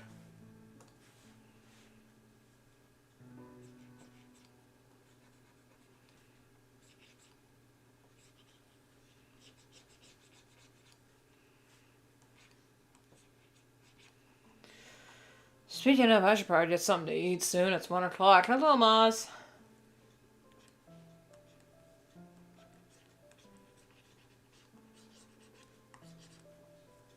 It's still, what's wrong with what?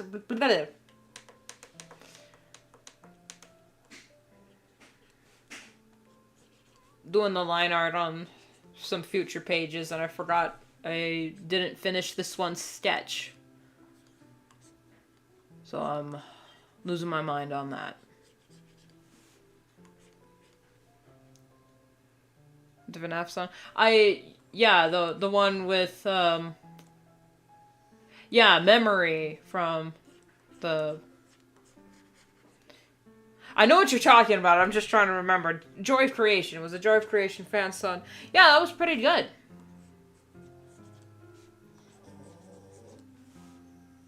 Goodness, dog.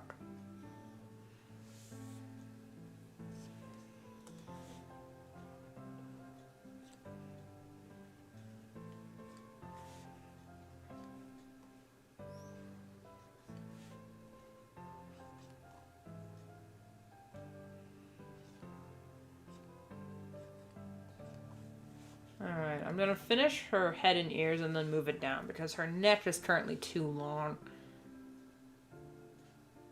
Did you always have the... No, this is new. The chat on screen is new. I finally figured out how to do it on Streamlabs.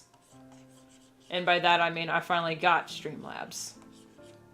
Before I was just using plain OBS. Plain old BS.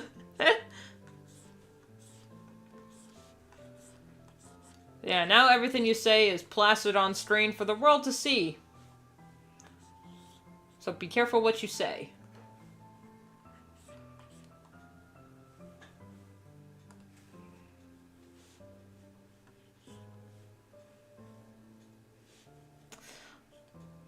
Thank you, Ionic. Alright. I always struggle with cat proportions. I don't know why. Why did I choose a project that's gonna have me draw cats all the time if I can't keep them consistent? I should probably swap to Streamlabs. I still broadcast with OBS. It's just I'm using Streamlabs for the perks.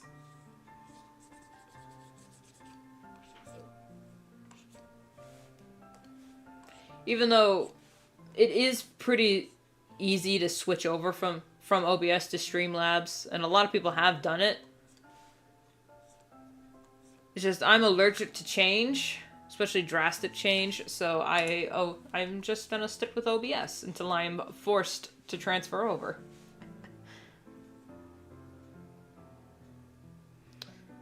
Ionic. It's a scientific metaphor of an ion bonds with other ions and radio elements. Yep. Ionic. Bonding. I almost said ironic or iconic, but my dyslexia nearly got me there.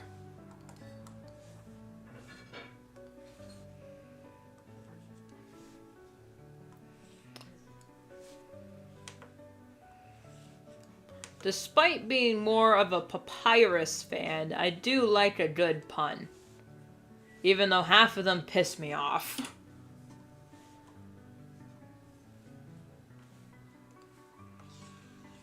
I was working on the script for the Sweets video, which I hope to get out this Thursday, but it may or may not happen. But anyway, I was working on the video and I realized I accidentally created a pun with one of the characters and with the title, and I just looked at myself and went, "Really, Sans? The title of the video is a pun!"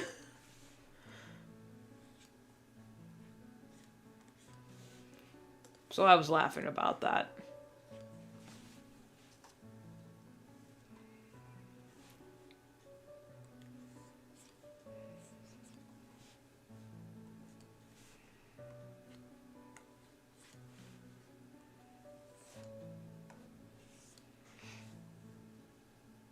That's a little too tall.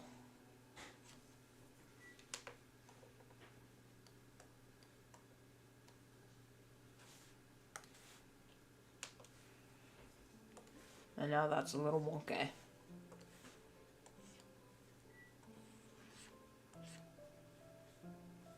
That's okay. Yeah, that's better. That's better.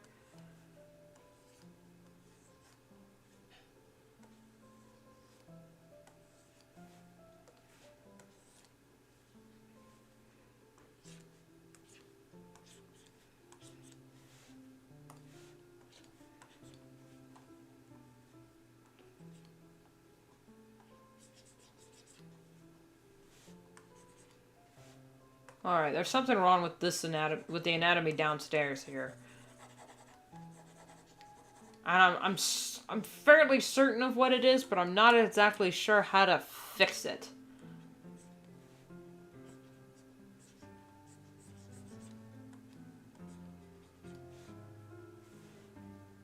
Now remember, Rune, this is her younger time. When she was younger. So for the love of God, for once in your life, don't draw her scar. Because that happens when she was older.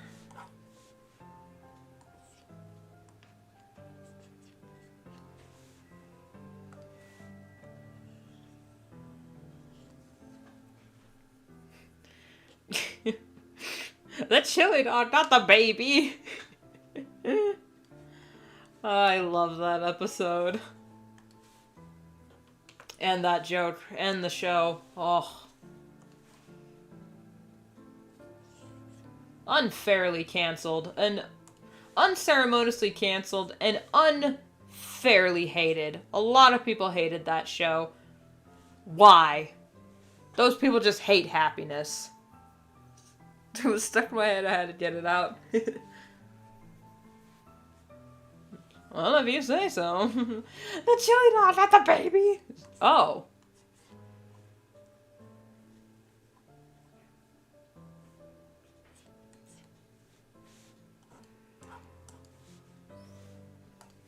I love how nonchalant Knuckles was with that, too. He's like, well, if you say so. He was fully prepared to put the baby in a blender.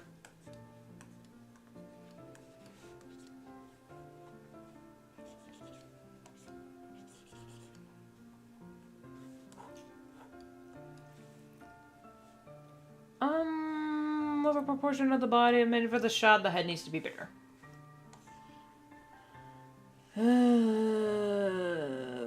Okay.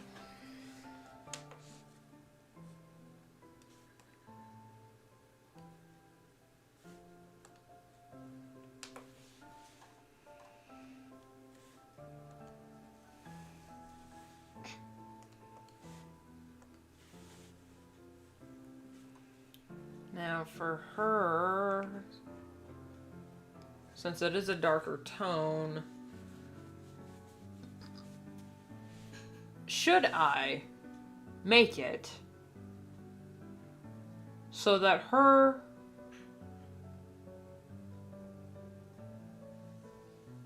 I'm talking spoilers to myself.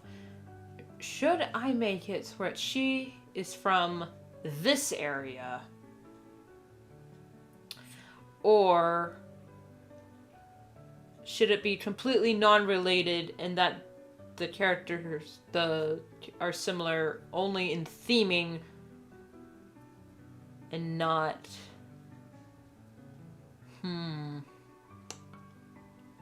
I think I'll stick with theming because it would be a little weird for her to go to that area and not mention that she's from this area. And not know about what's in this area. So I'm just going to say it's theming. Yes, we're going to go with theming.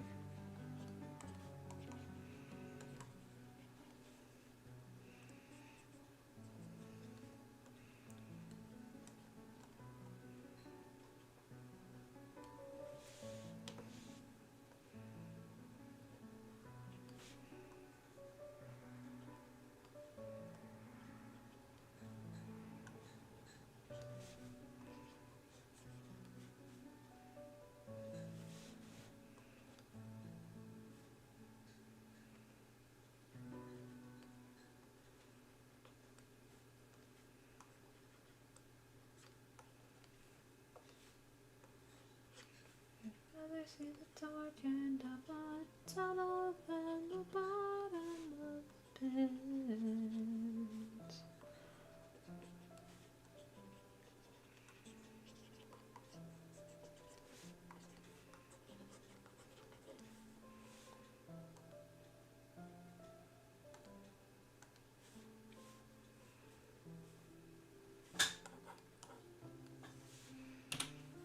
In my bed, in my head, there's a light, but it's red, and I wonder the waters will surround me until I quit.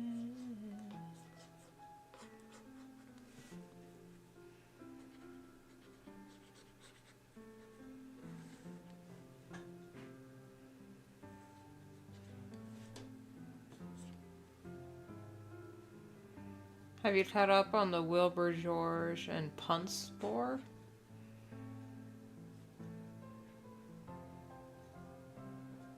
Happened on Twitter. I'm not on Twitter. I avoid Twitter like a plague. So, no, I haven't even heard of the lore.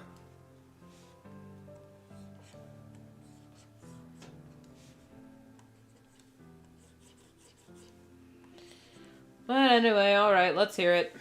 What's the lore on Wilbur, George, and puns?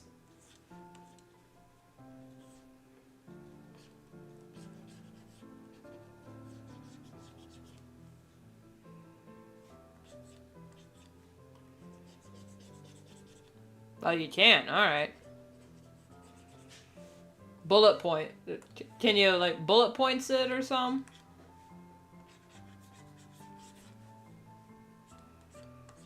Or is it like FNAF lore to where you can't summarize it because there's just too much?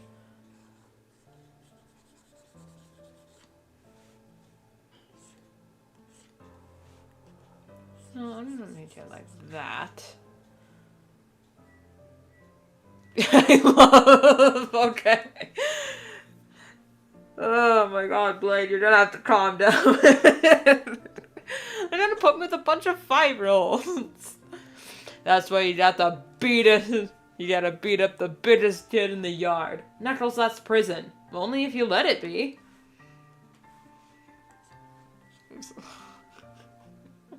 A lot of people hated Boom Knuckles for being stupid, but I think he was the funniest character in the show. Right next to... Eggman was pretty funny.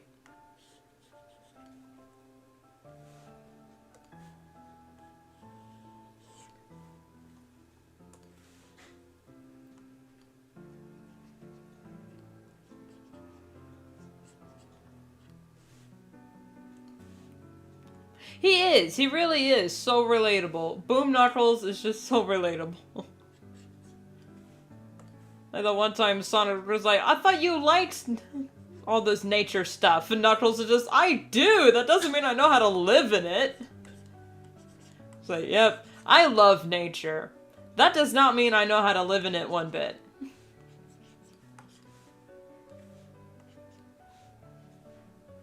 He's also a really good lawyer.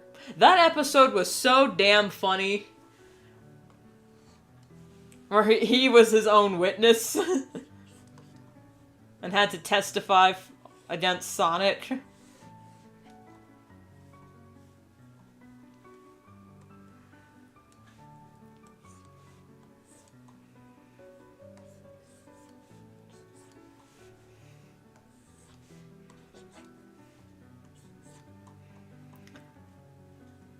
One of my favorite lines is, has the jury come to a verdict? Actually, we have.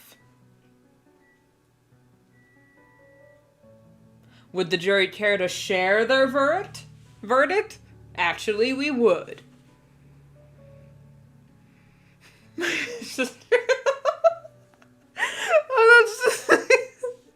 it's just a real good joke, also. With whom do I go to about requesting a new how does the fuck did he say it? A new wing for the library? With meme! Approved! That was one of the best cut audios ever.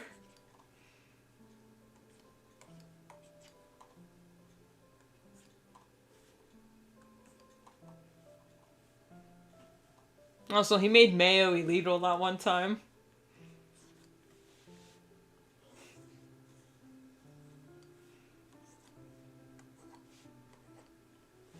Knuckles is just a memeable character. No matter what franchise he's a part of, everything he says is a meme.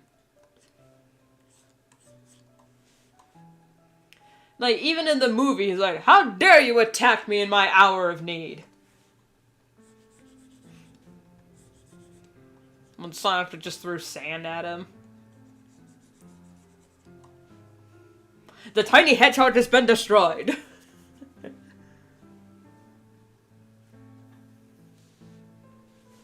I've just been informed that they have sprinkles.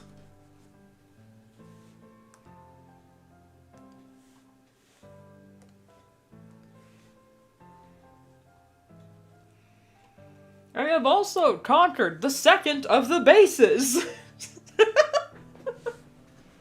Also, come on. Ugandan Knuckles. One of the best memes that came out in, oh god. What year was that? Was that 2018 with Ugandan Knuckles? God, it was so funny. Have you seen the video where the guy slams 2 forks into a plug toast, gets blasted to his bed, shut his pants? I haven't heard of that, but now I have to watch it. He put 2 forks into a I've seen the one where the guy stabs a knife into the toaster and it literally blows up and he dies. No, it's not the way. It's the way. And the only way, you only can know the way through having Ebola. Or something like that. Brother, spit on him!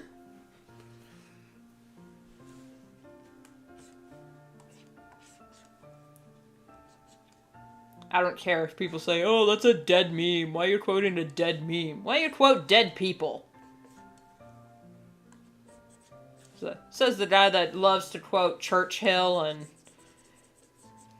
Adolf Hitler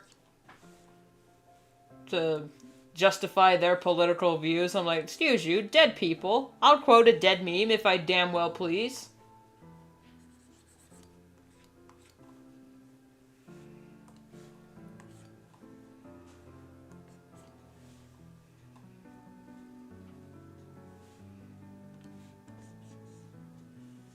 I don't know. This is supposed to be her mother and her siblings, but I had a design for her family a long time ago, but then I changed her design to be more reasonable.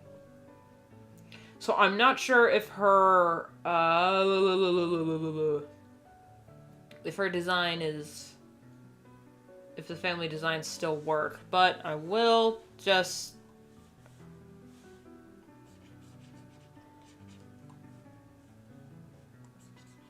I'll figure out the sketch. No, that's drawn though. That's not drawn well. The most funniest character in a serious movie or something is Po from Kung Fu Panda. Yeah, Kung Fu Panda 2 is the best one, and I say that without having seen the third one, but I still think the second one's the best.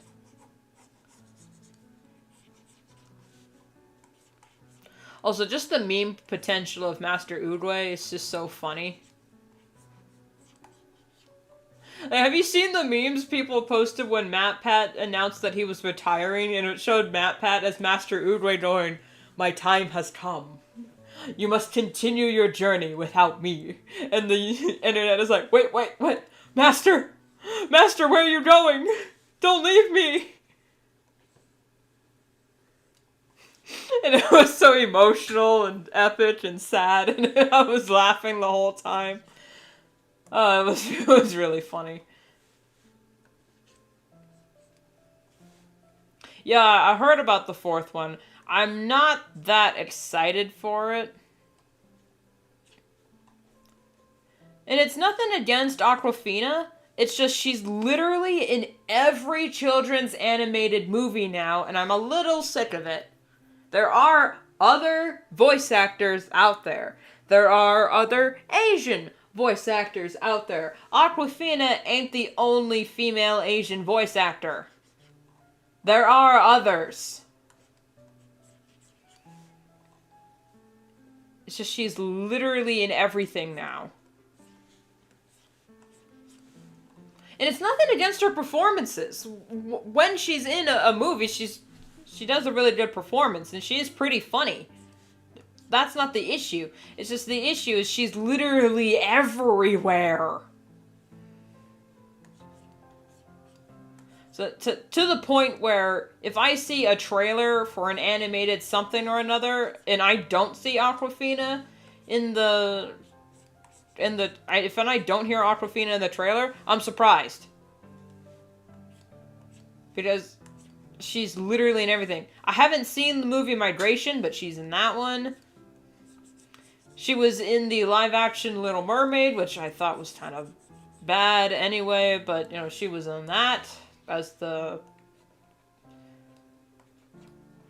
character that replaced the seagull. I don't know. I don't even like The Little Mermaid, so it made no difference to me that they changed it. This is not going to be her official design, but I'm just sketching this. I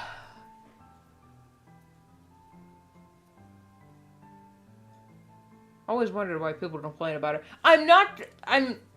It's nothing against her, oh, that was wrong. It's nothing against her as an actor. I have no problem with her. Like, and she was in the, that one movie about the dragons, and it was supposed to be East Asian, but they only based it on Chinese, which isn't really East Asian. Anyway. I don't mind her performances. I don't mind her as an actor, as a voice actor, even as a comedian. I don't mind her. But the fact that she's just been in every single children's animated movie that's come out in the past 3 years, it's a bit much. The Wish Dragon? No, not Wish. The what the fuck is that movie called? Everyone was calling it the last Airbender or something like that. Raya and the Last Dragon, thank you, Tab. That's what it was. I didn't even watch Wish. Wish isn't even a real movie, in my opinion. You can't convince me Wish is a real movie. That was a prank pulled by Disney.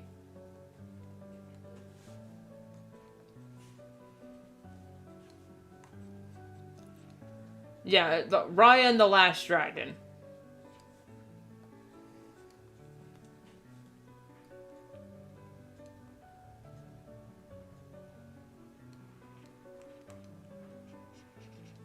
And I thought she was really funny in the second new Jumanji movies. What was it called? Jumanji, the Second Level. She played a character named Ming. Her Danny DeVito was really good.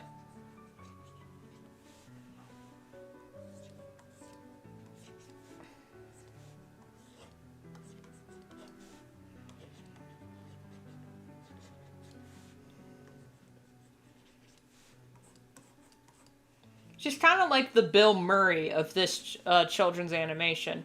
Nothing against Bill Murray, but my God, he was in everything when he was like a popular comedian, like in his prime. He was in literally every every animated something or another, and not necessarily children's. He was just in every animated or just every other movie.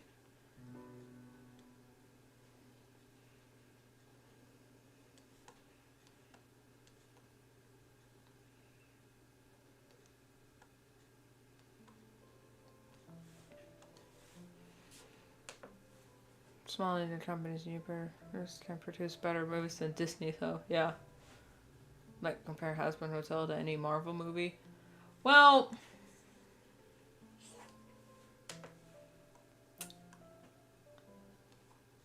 I don't know where people are getting that comparison from. A lot of people were just calling Hazbin Hotel Broadway Disney, which, in fairness, it really is. But when someone was, some guy was reviewing Hazbin Hotel, like, Hazbin Hotel's writing, and he said and he, like, took the intro for Hazbin Hotel and put it right next to the intro for, My Little Pony Friendship is Magic, and it was almost exactly the same. It was like, okay, yeah, but here's the thing. Art is poetry, and poetry rhymes. So yeah, some things are gonna be like other things, even though they had almost nothing to do with each other. That's because it rhymes.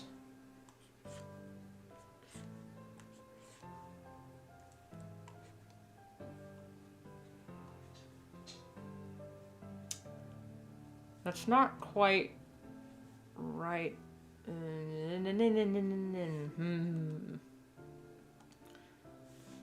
But she is hissing at something, so we'll just say she's real puffy.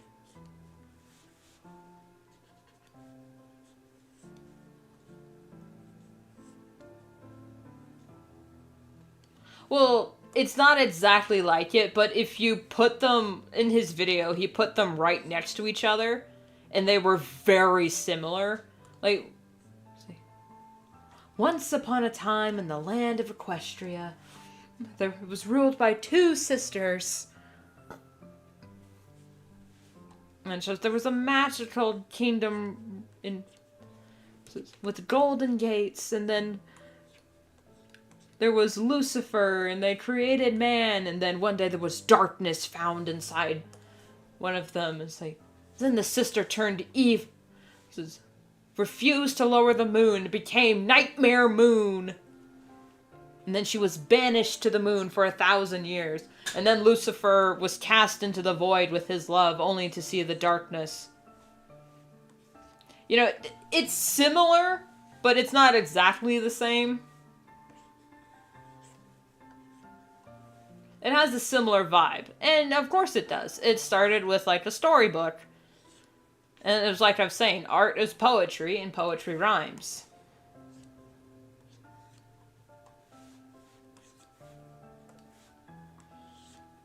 That's why across human mythology, a lot of different people's cultures have very similar themes in their stories, despite never interacting with each other.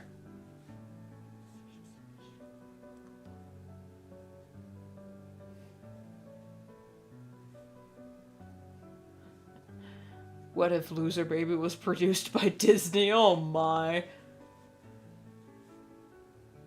Now that actually sounds interesting.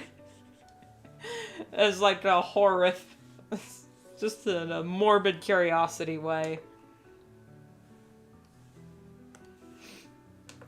They're gonna have to censor so much.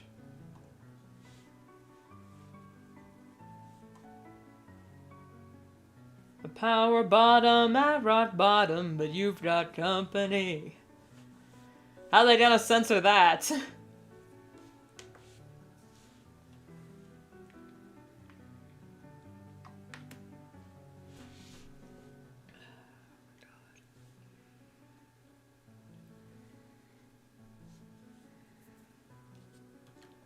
I'll be a soldier and watch it for you. Yeah, let me know how it is.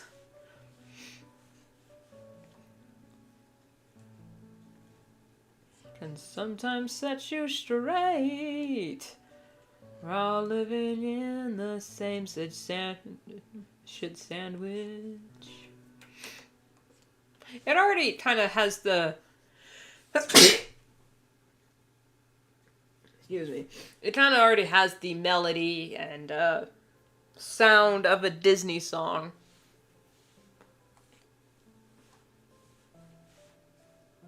But that's just because the people who composed for Hazbin Hotel. One of them was part of the Living Tombstone, and half of the other ones were Broadway writers. And Broadway sounds a lot like Disney because Disney kind of borrows from Broadway. Like, what we equate as a Disney song now is because the same writer that wrote Alexander Hamilton wrote the soundtrack, or at least helped compose the soundtrack for Moana.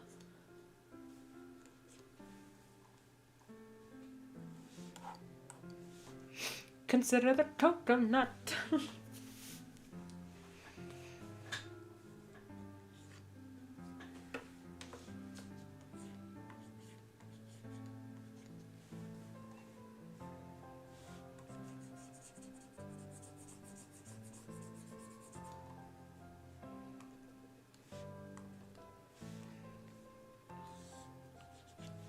Like, if you just hum the tune of Loser Baby, it almost sounds like a Disney song.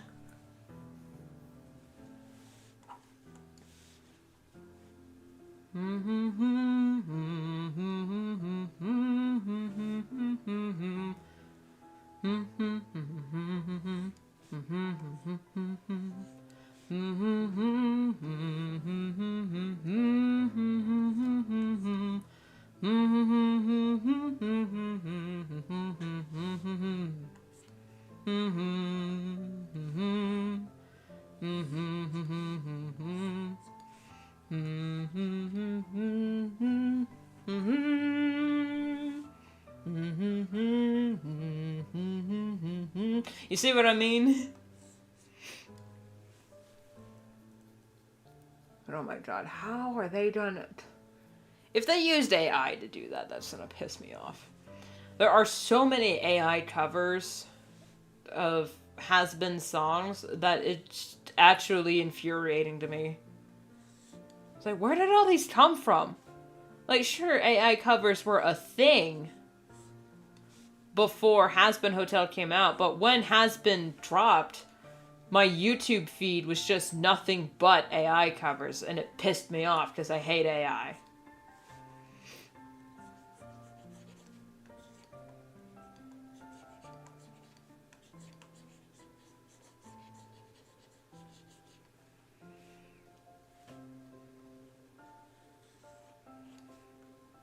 At least I know I'm not alone. You're a loser just like me.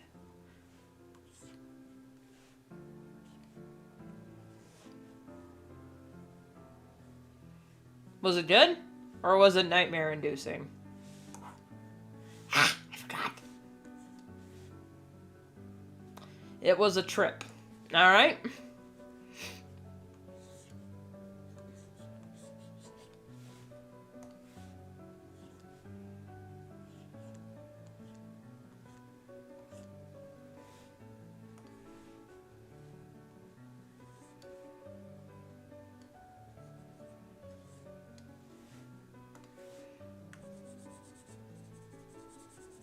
If I had a public Discord, I'd ask you to put it there, but my Discord is currently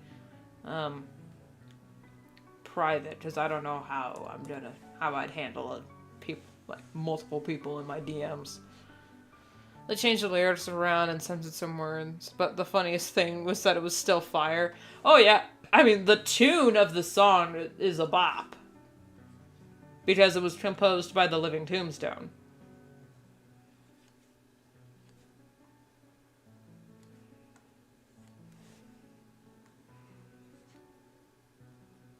Oh, that's what you meant. They actually gave them... Oh my god. Was it AI? Or did someone actually perform the voices?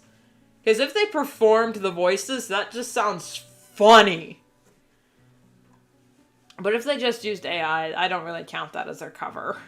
Not a true cover, anyway. I think it was AI. Can you imagine Mickey Mouse saying some of Husk's lines?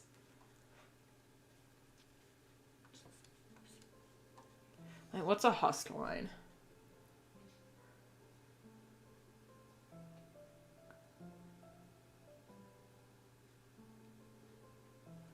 They didn't say anything about it.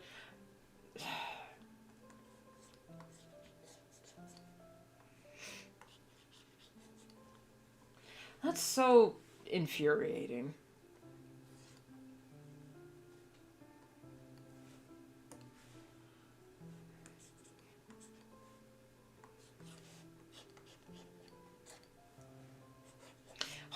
Can you imagine Mickey Mouse, like actual Mickey Mouse saying, "I see right through you and all this bullshit."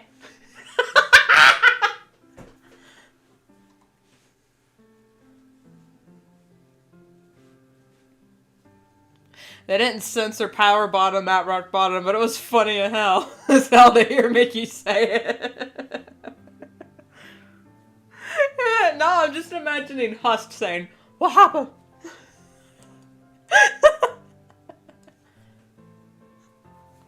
Or, you know, I can't do a good Donald Duck, but can you imagine Donald Duck, like, with the Tommy gun, going, you know?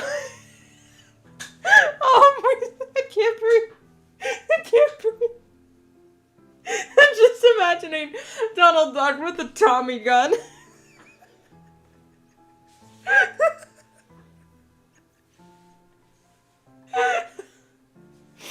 Oh, I can't breathe. I'm supposed to draw this stupid tail. Alright, okay, here it is.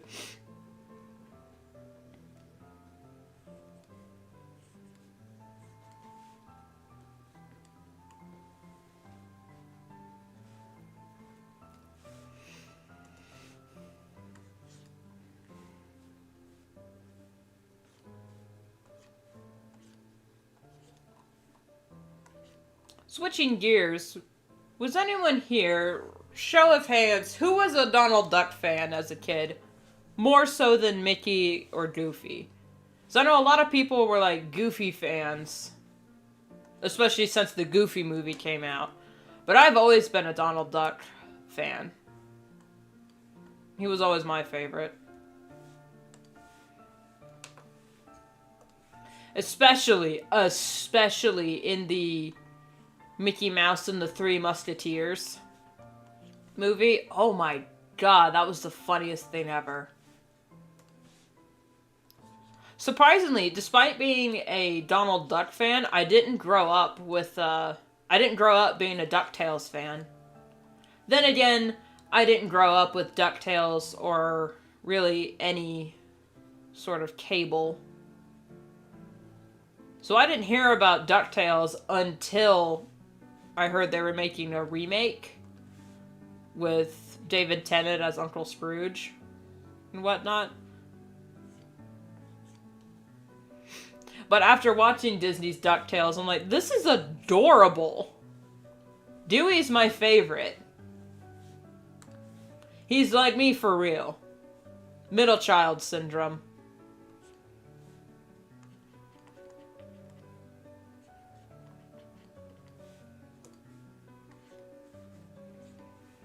Oh, so the episode where we meet Daisy in DuckTales. Oh, so good. My favorite Donald scene has come from DuckTales. Is it the one where he gets his voice fixed and he's, "I am the storm"? That one was pretty funny.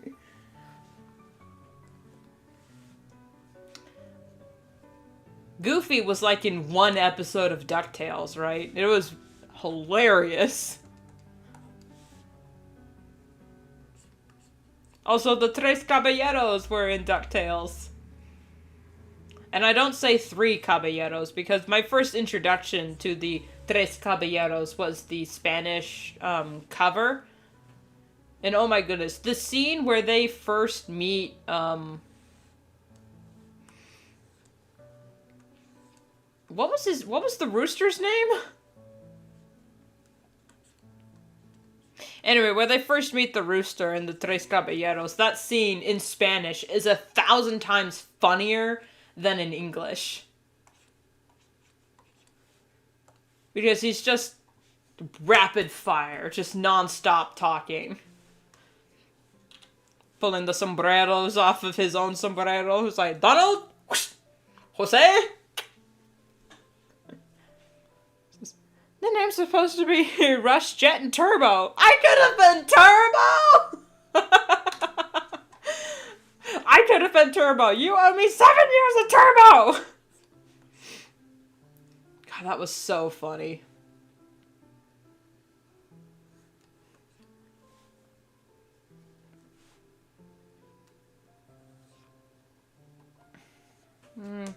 That's not quite the right expression.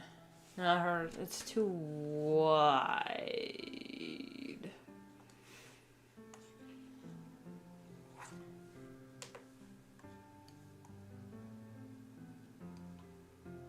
There we go. That's better.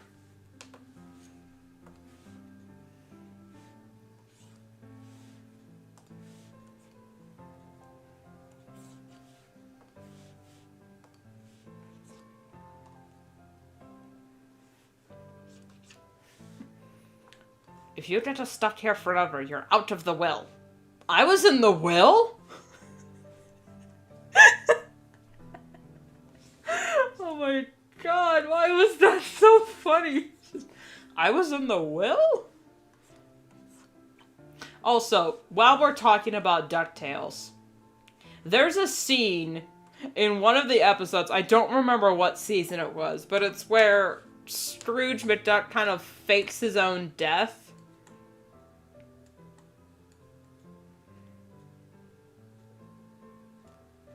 And Flintheart Glomgold busts into his funeral, and the song All I Do Is Win is playing. All I do is win, win, win, no matter what. And I'm just sitting there slack-jawed in awe when that scene came up, just like, how the fuck was that approved? Did they own the rights to that song? Because that song is not child-friendly whatsoever. It is about drugs, sex, and rap, and rock and roll. But it was playing in the episode, so I'm like, was that audio just supposed to be, like, we'll put this in as, like, a cover for, like, a joke, and then we'll put in the real music? Because it's the only copywritten song that appears in the entire show. So at this point, I'm wondering, was that a mistake that they just kept in because they couldn't change it at that point? But anyway, when that scene happened, I was just slack-jawed in awe. I couldn't believe that's what was playing.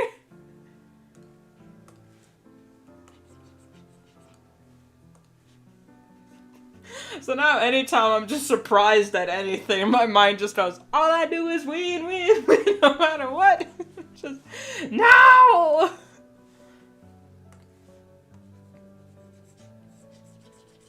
God, I about died of laughter.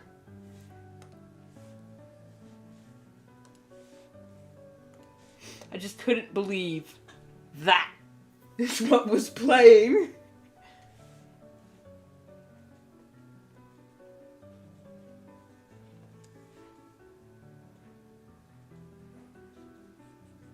Also, the mention of with the episode with the Tres Caballeros, when they're in that one tropical village, and, Gabby was like, in all the pictures you've taken of these people, you haven't taken pictures of anyone's feet. And dude was like, yeah, because I'm not weird. It's like, oh. Oh, that's so funny. But at the same time, it's kinda horrifying if you remember Disney's history. Wait, was that Disney or Nickelodeon that had the history of that one director that had the foot fetish and kept harassing some of the young child actors for feet pics? Was that Disney or Nickelodeon? Because either way, it was disgusting. I can't remember.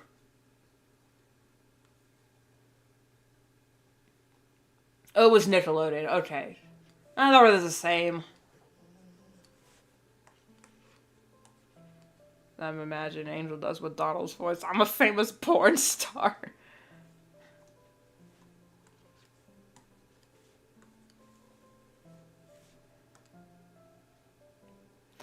Can you imagine now we have to imagine for a moment a cover of Poison in Donald Duck's voice.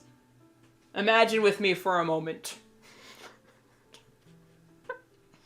I can't do a Donald Duck, so I can't help with the imagination, but holy shit.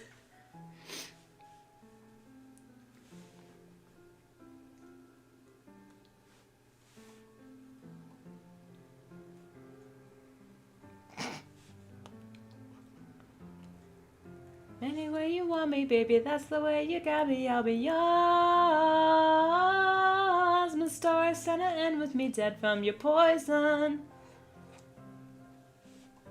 A lot of people said that song was in poor taste. Excuse you. That was so good. That song, the song Poison is really good. I like both Poison and Addict.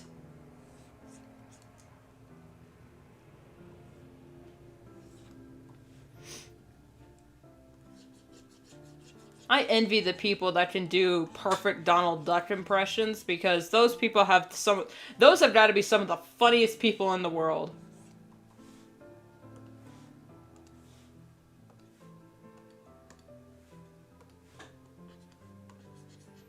Like, have you seen this video where this guy who does really good voice impressions reading a porn book? And it was so funny.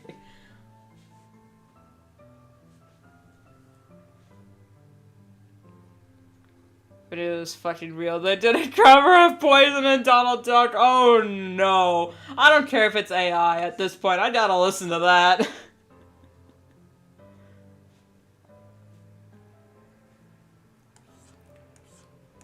I'm gonna find it after stream. I'm gonna find that stupid ad. Oh my god.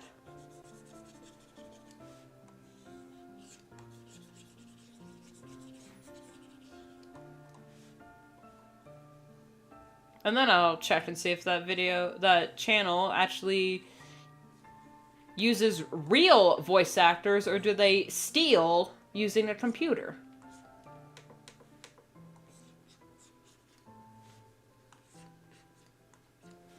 It's like, there's nothing wrong with computer-generated versus 2D animation. I just prefer when a person draws it. If I'm going to be entertained by moving pictures, I prefer the pictures that were drawn by people. Now, granted, in computer-generated anythings, a person had to make that. So it's not just, I'm not saying that the computer does it for them. I saw the behind-the-scenes for Shrek.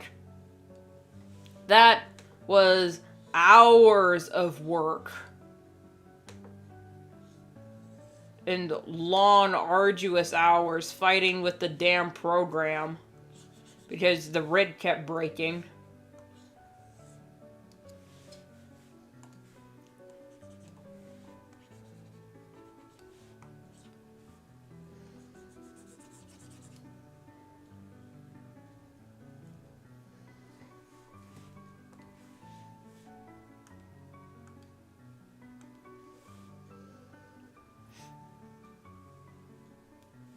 What is the sketch supposed to be? And disassociate, disappear, yeah. So far beyond, difficult to resist another gulp. Yeah, I know you're poison, you're feeding me poison. I'm choking on the taste, but it's always hard. Poison, I made my choices. Every night I'm living like there's no tomorrow. Any way you want me, baby, that's the way you got me. I'll be yours. My story's gonna end up with me dead from your poison. Damn it all, I love that song. Something's wrong with this anatomy.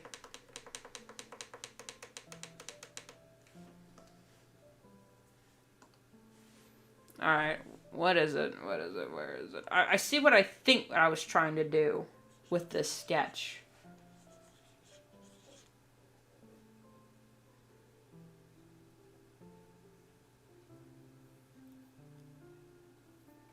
And should I never say you actually have a beautiful singing voice, by the way. Thank you!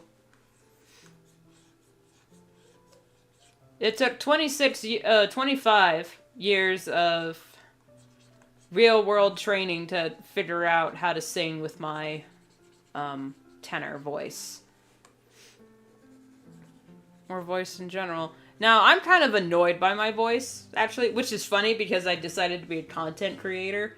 But when I'm editing videos and whatnot, I'm cringing the whole time because I just don't like the sound of my voice recorded.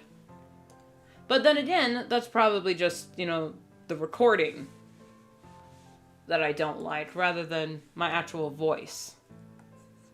Because I think my voice is annoying and nasally as hell. Yeah.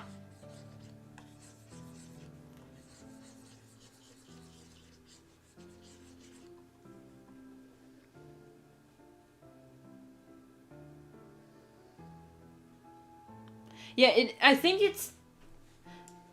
Actually, I think it's kind of human nature to not like the sound of your voice recorded because we're not naturally supposed to hear that.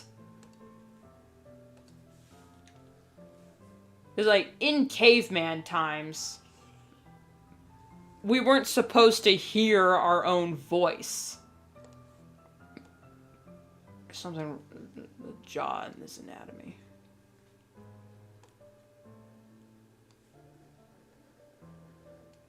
I think that's how we were able... It's like, if,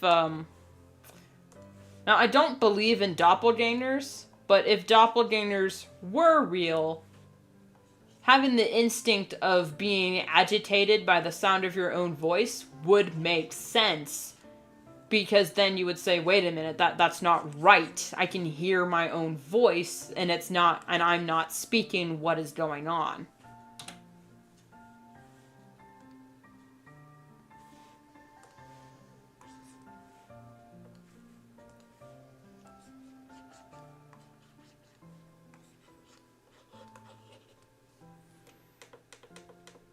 Oh, wait.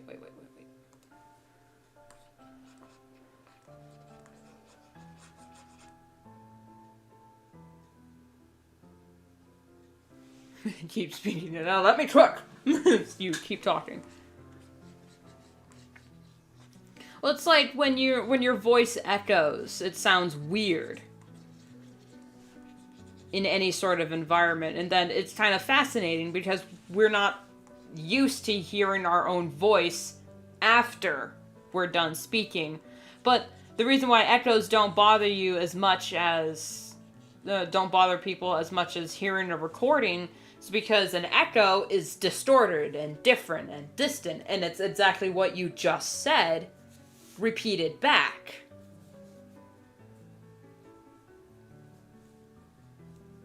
So I think that might be the case. Or maybe it's a self-conscious thing. Like, cause the reason why your voice sounds different from when you hear it to when someone else hears it to when you hear it on recording, because you hear your voice from inside your head. You see, when you hear sound, it has to go through your eardrum and through bone, and you hear it, from behind your skull. So your voice naturally sounds different to you than to anyone else. And especially your inner voice sounds different. So when you're reading, you're like, oh yes, this is not my voice, but it's a voice that I have when I'm reading something in my head. Because my reading voice does not sound like me, but if I had to describe it, I couldn't. I know this paw anatomy is pretty janky, but, I'm gonna look up a reference later.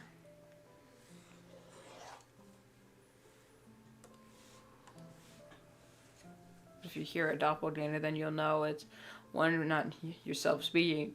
Yeah, like, I don't believe in doppelgangers, but if they were real, it would make sense. Which is probably why mirrors are so weird. Naturally, right?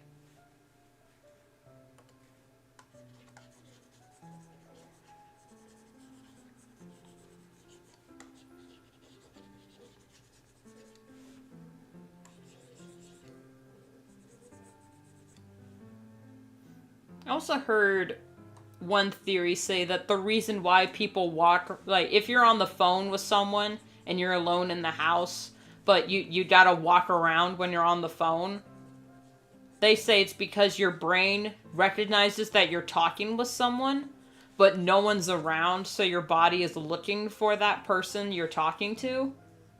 I think that's complete bullshit.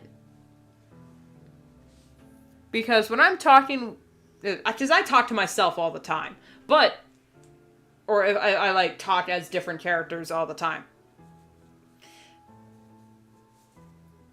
So, but the thing is, when I'm talking on the phone, I get awkward because I need to be doing something with my hands. Like, if I'm talking with someone on Discord, I can sit and just talk with that person over Discord. Or if I'm talking to chat, I can just sit here and talk. That's just because I'm just reading text as it flies by. I read my inner voice, just mimicking whatever I think the character's voice is, even if it's a movie or about a book or watch a movie. Yeah, exactly.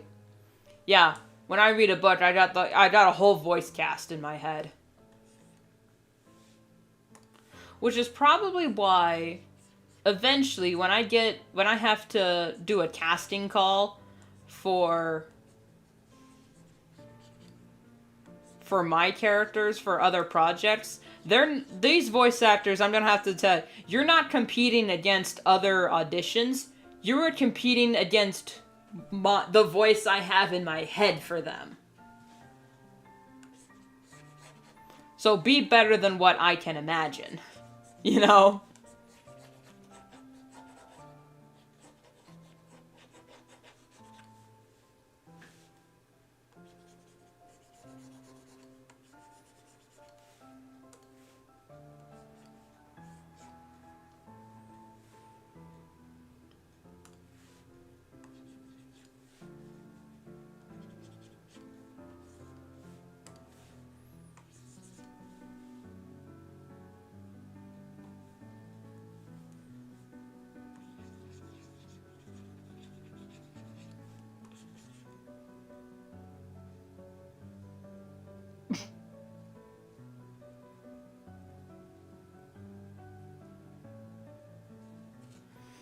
For her to VA spot. Yeah. Which is probably why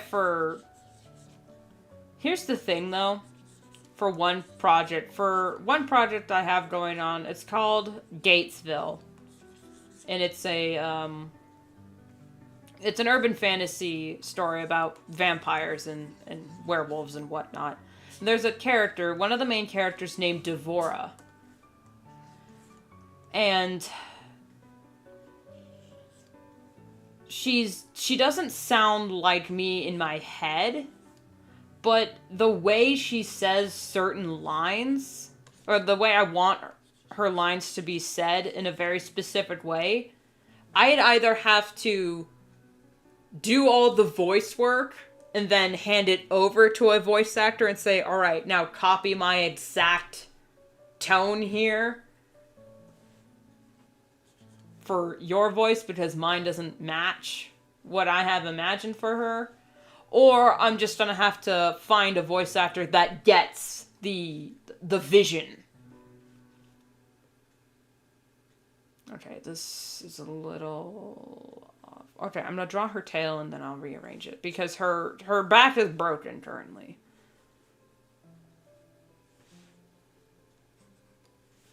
Wrong layer.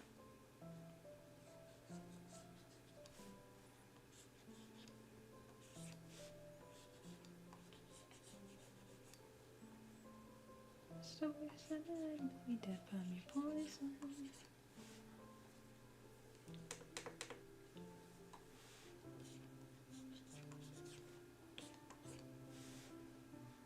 So I'm gonna head to bed now. You have sweet dreams. Good night, Blade.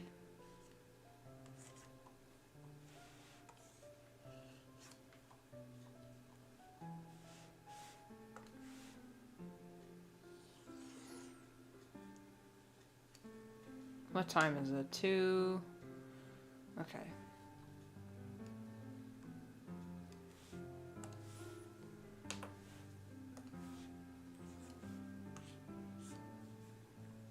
For me, it's 2 p.m.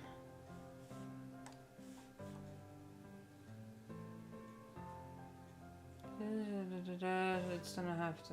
Jeez.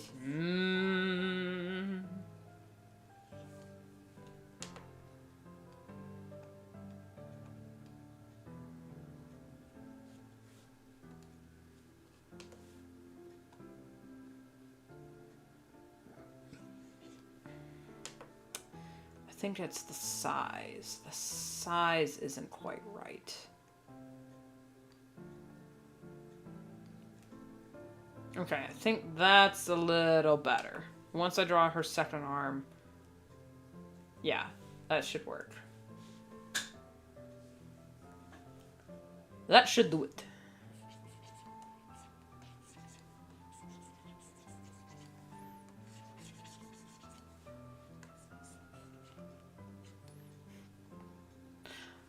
I almost just gave her a human hand. These past few days, I've been drawing nothing but people for a different project, and it's... Oh, I forgot how to draw cats. Ugh, okay, I'm gonna save and wet the whistle.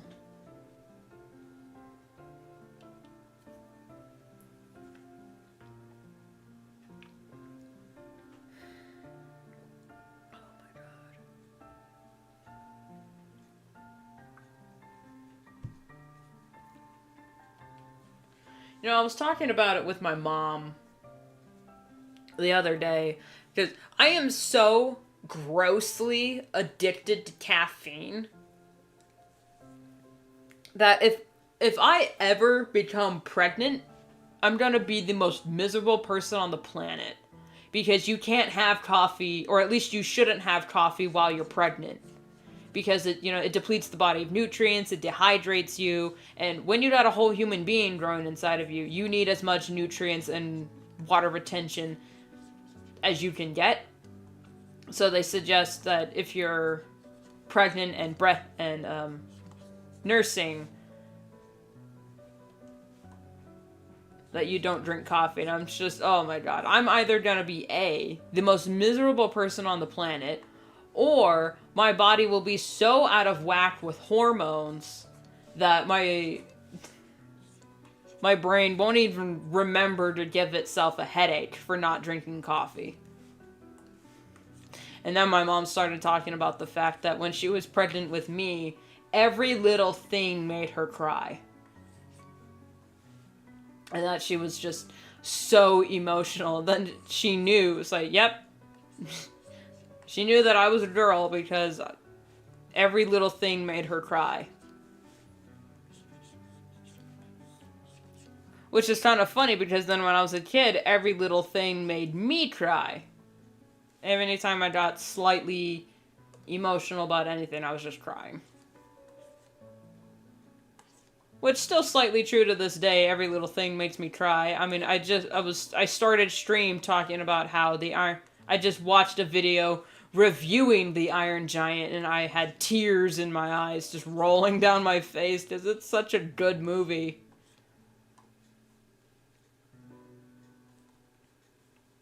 All that is wrong and bad. Why can't I draw paws? Why have I not done a paw study? Damn it. Next sketch dump, which ain't gonna be for like another month. Next sketch dump, I'm doing a paw study.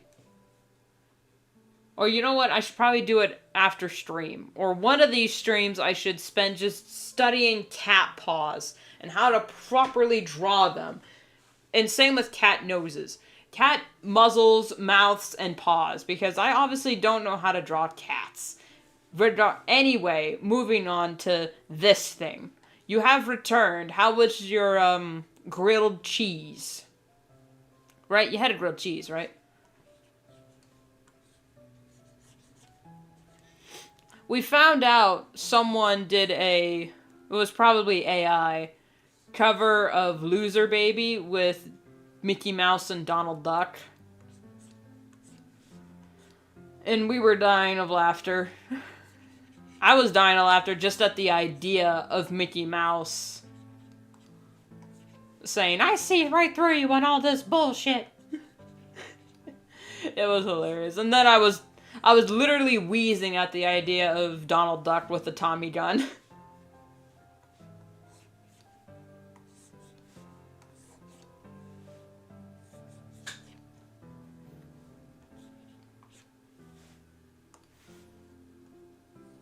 And then we talked about Donald Duck and DuckTales for a while, because Donald Duck is better than Mickey Mouse.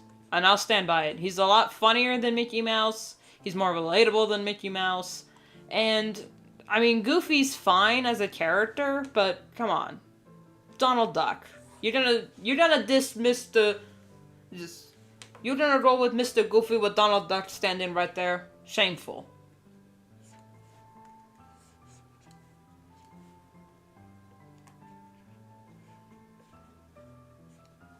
That's not how you draw.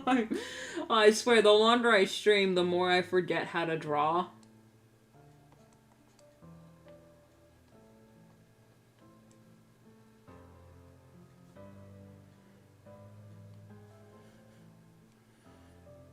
Every day we're out here making DuckTales. Woo. Life is like a hurricane here in the dark. Race car, races airplane, it's a dark blur.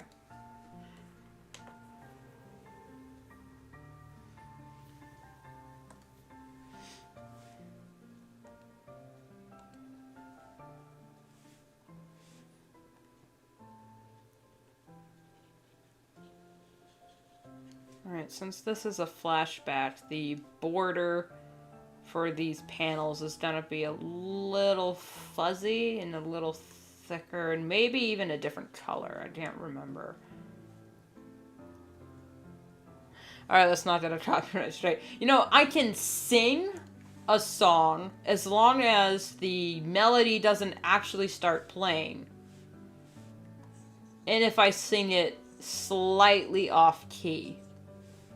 Which, knowing me, I am always slightly off key. Because then it's protected under fair use. If you're just singing it casually while streaming, I think it's okay. Because I've never gotten a copyright strike. I've gotten a copyright strike for playing the instrumentals of Nirvana's Where Did You Sleep Last Night on a stream as, like, background music. So that whole stream is now unmonetizable.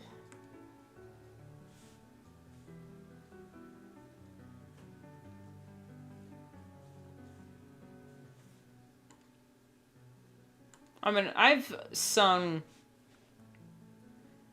On stream, I've sung the entirety of Bruno Mars's I Should Have... When I Was Your Man on stream before, and I didn't get a strike. But then again, you know... Yeah. His almost normal voice cracks, so I'm not the best singer. When I'm talking, my voice cracks all the time. Like, I swear, I'm like a pre-pubescent boy with some of my voice cracks. It's embarrassing. I'm a 25-year-old woman and my voice is still cracking.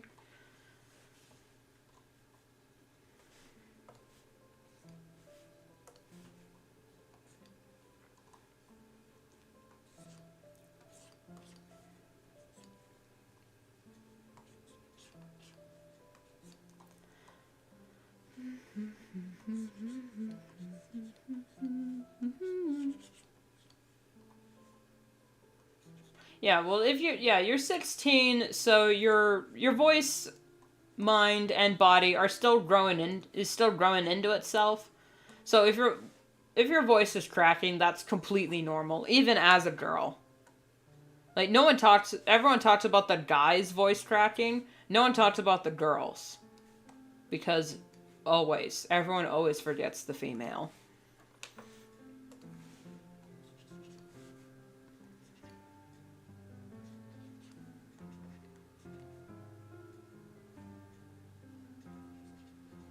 Actually, no, so this foot would be more forward. How do you draw the back end of a walking cat?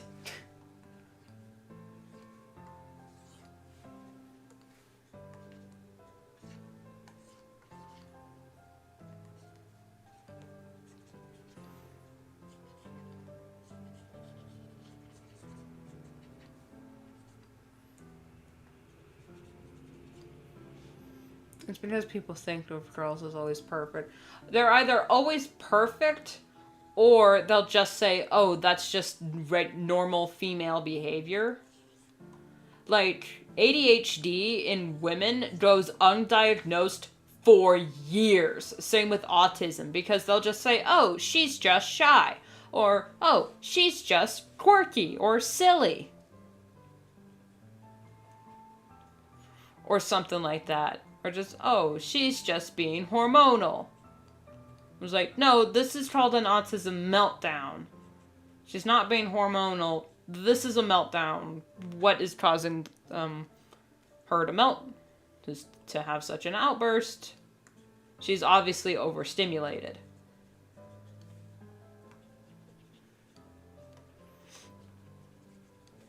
Like, here's the thing. I wasn't undiagnosed with ADHD, but I didn't know I had ADHD all through, I was an adult when I found out I had ADHD, and I was just, oh, okay. That would have been nice to know earlier, because now I've spent 95% of my childhood thinking I was stupid. Or that there was something wrong with me. Don't know exactly what ADHD is. It stands for a attention deficit hyperactive disorder, but that's not exactly what it is. Some people will describe it as, oh, you just can't pay attention. It's like, no, I can pay attention to things I give a shit about. If I don't give a shit about something, I ain't gonna dedicate all my attention. And of course, I'm just hyper aware. They call it hyperactive, and that's not just running around going wee hoo hoo hoo ha. That's not what it means. It just means you're hyper aware because your brain just will not shut the fuck up. Which is also why people with ADHD have trouble sleeping. And they just say, oh, they're being disruptive in class. No, it's boring. And our brain needs stimulus. We need activity. Something to entertain us. Because our brains just work at 1,000 miles an hour. Rather than the normal humans 100 miles an hour. But I digress. If I make them smaller... No, they're supposed to be mounted. Well, if I just don't draw the base there. That was the mistake. I drew the base, because that made them look closer. There we go. There we go. And I'll just shade that in.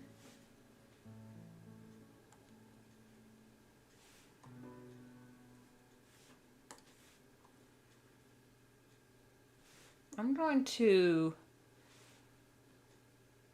angle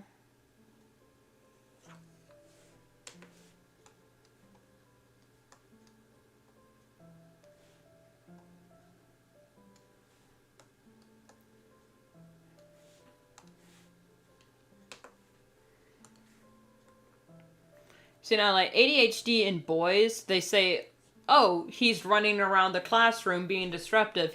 That's just him having ADHD. But a girl with ADHD would just say, oh, she's just a daydreamer. She's just off in La La Land. It's like, no, that's the same lack of stimulus. That's the same lack of stimulus in an environment with both genders. It's just they react differently. So, like, in school, I was called the daydreamer, off in La La Land, you know?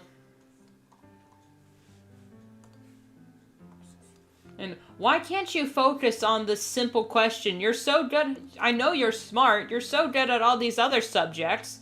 Why not this project? Well, that's because this project happens to be math. and boring. And I'm bad at math. So if I don't like something, I'm not going to dedicate my brain power to figuring out what it is because I just don't like it. Anyway.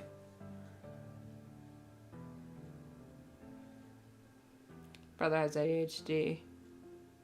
Then because he will slow down or go to sleep. Slow down and go to sleep unless it's a school night. Here's the thing.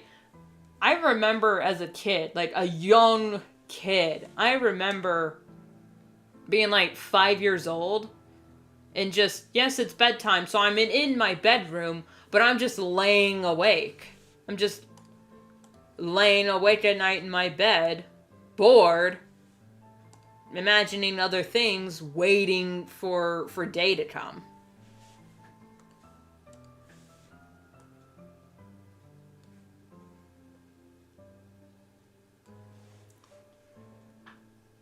Because the thing with ADHD, it looks like there's nothing going on, but I assure you, everything is going on upstairs.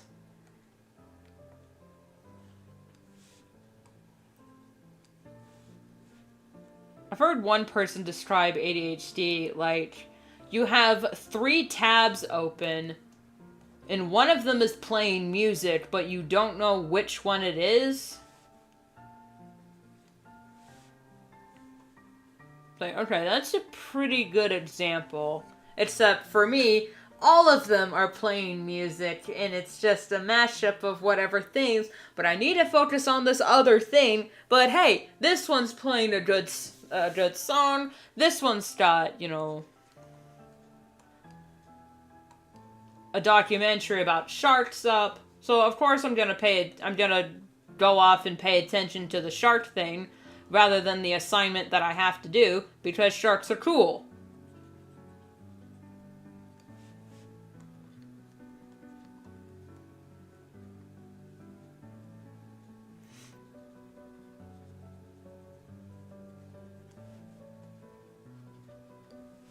His expression is so off.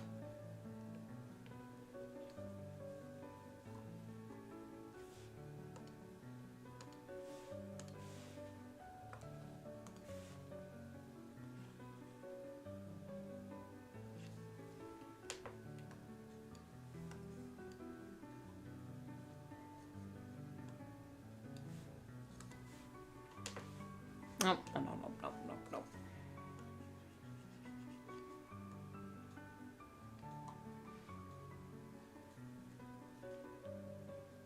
I don't exactly have ADHD, but I do have the short attention span at times, especially when I'm not interested in what I'm supposed to be doing. I think that's just like a natural human behavior to just not dedicate excess energy to things you're not interested in.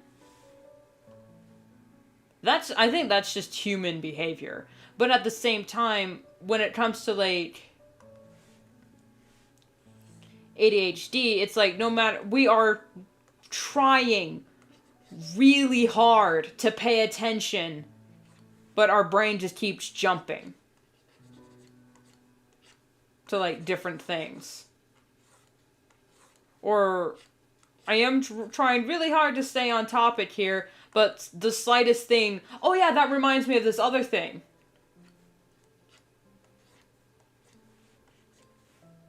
So really, my streams are just a showcase of what ADHD does. Because I'll be talking about something, like I should, since I'm drawing, I should be talking about the drawing and whatnot, or be focusing on said drawing and the subject of the drawing and whatnot. But no, I'm talking about literally everything and anything under the sun, because if I'm just sitting here drawing and talking about what I'm drawing, I get bored. Because there's too much just going on in this little old noggin of mine. I'm gonna have to... Yeah, no, this expression's gotta go. Wrong layer. Ah, pay attention, man.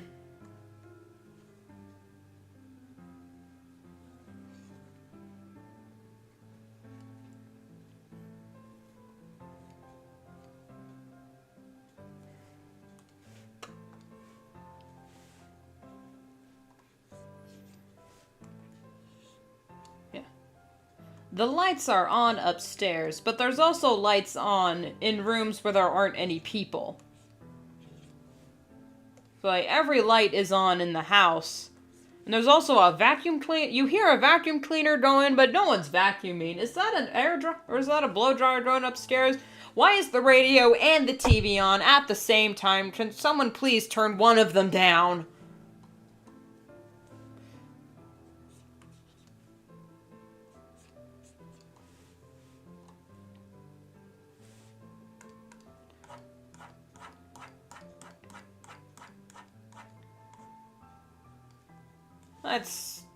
That's kind of ADHD in a nutshell.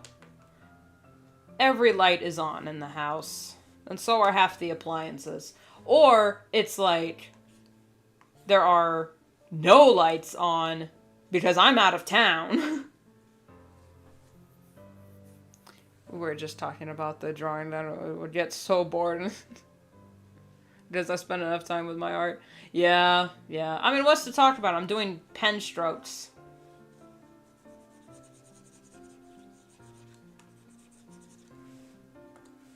In ADHD, one big misconception is a lot of people think it's just about attention span.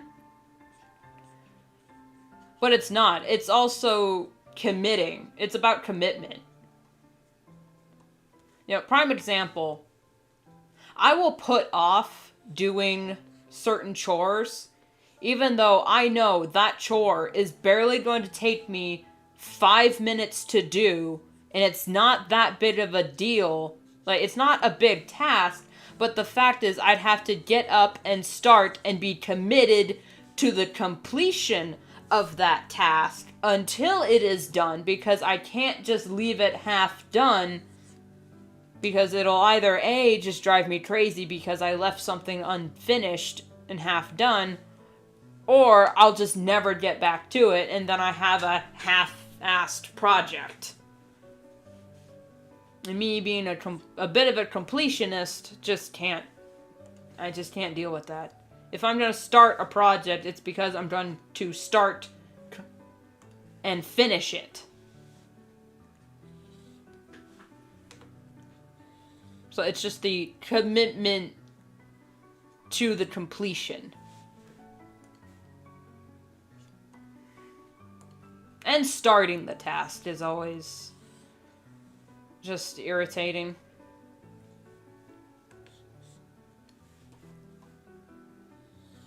So what looks like laziness to other people, it's actually just decision paralysis.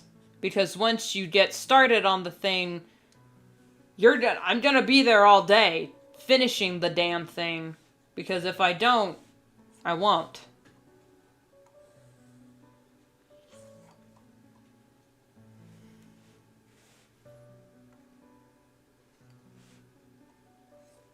And I don't know, personally, I don't know if this is an ADHD thing, but personally, I will also put off creative projects, because the timing of the project isn't quite ripe yet. Like, I'll refuse to make certain videos because the video needs to be done, like, after a few other projects, or it needs to be done, like, when... I don't know how to explain it, because every time I try to explain it, it doesn't make any sense. Because in reality, it doesn't make sense when I try to say it out loud. But it makes sense in my head. Which is also completely normal. Of course, ideas make sense in your head and not in your mouth, because that's where ideas start. They start and accumulate in your head. And that's where ideas live for most of their life. So, of course, when you try to explain it, it's gonna be hard to explain or not make as much sense as it would if you just hadn't said anything.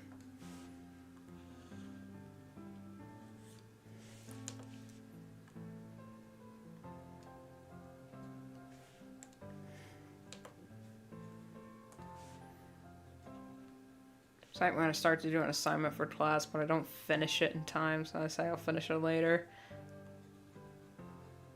Yeah, yeah. Oh, I hate it.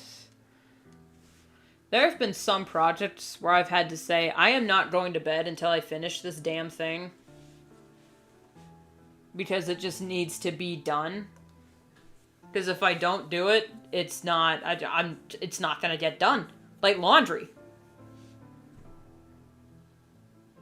Speaking of, Talia, I don't know if you're listening, but I think your laundry's done.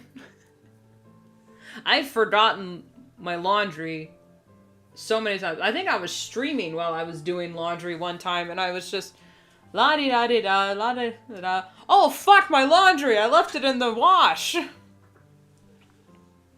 It's because I started it, and then did something else, forgot about it, and then I'm just, oh...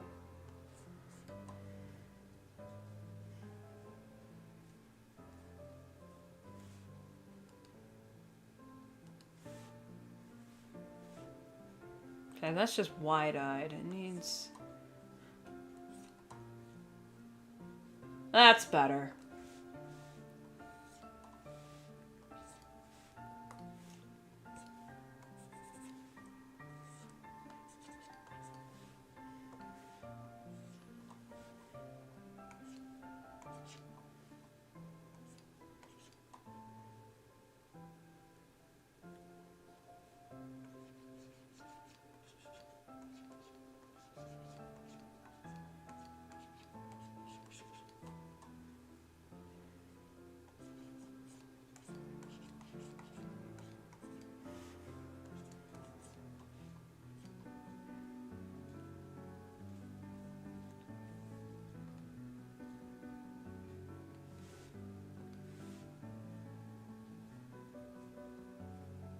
Okay, I think...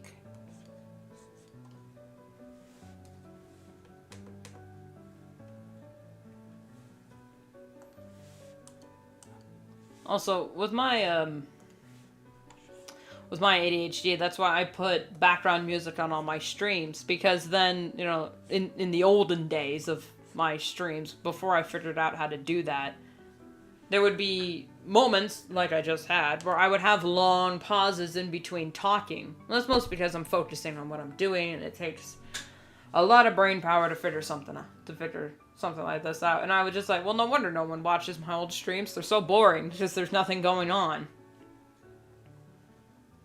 So that's why I put the background music. So if at least when I go radio silent, there's still something to listen to. Alright. Gonna save and take a quick finger break. My fingers are cramping. Many times before, my sister will start to clean her room, and then she finishes like a quarter of it, and says it's not a take a break. It's like 5 hours later. Yeah, yeah.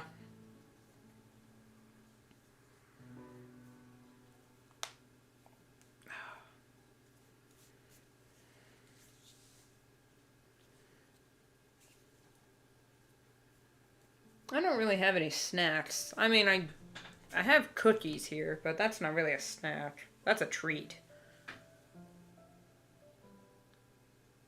I mean, I have this ramune here. I have the melon-flavored ramune, because that's the best flavor. But... those kind of explode. Can't sleep, so I'm staying back.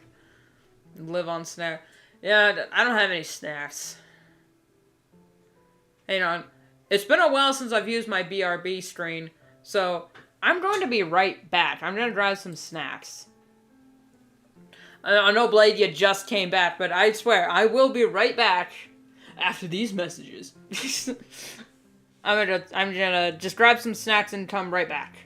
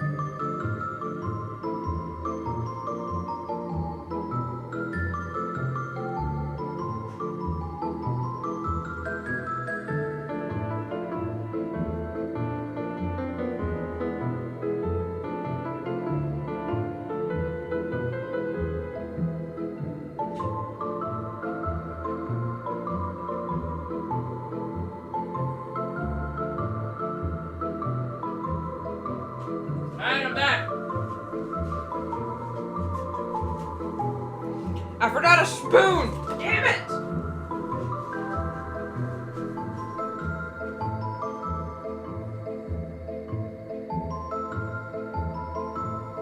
Alright, for real.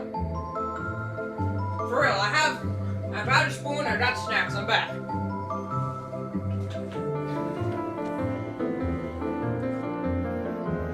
GG, alright, Alright, I'm here. I had a peanut butter cookie, which I know I said cookies ain't a snack, but that was a healthy cookie. A banana, Nature Valley granola bar, and some mixed berry yogurt. So I'm gonna eat that.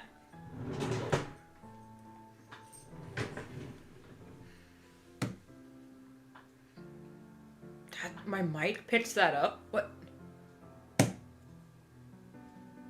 I didn't know it activated for me just like moving shit. Wow, okay. Yogurt might be later, but I'm definitely gonna eat this banana. Because it's got good potassium in it. And isn't crunchy. Because I love eating crunchy food. I love crunchy snacks and whatnot. But on stream, oof, can't stand it.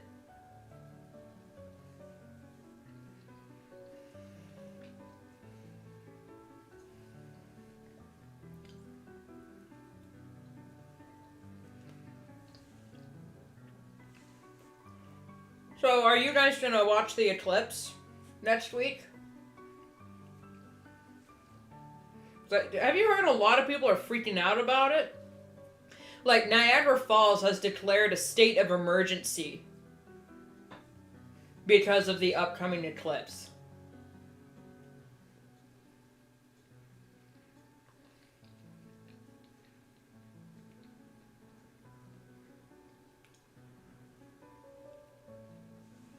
I mean, I'm probably not going to see it clearly in my area because I'm on like the opposite side of this of the country. But since it's going to be a total solar eclipse and a total eclipse of the heart, a lot of people are going to be watching it. So I get the preparation for tourism. But for people to be literally, calling the National Guard because of a solar eclipse? What?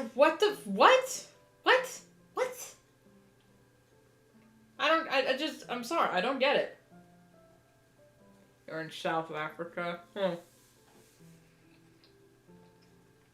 I'm sure someone will be filming or live streaming it, so maybe you could see it there.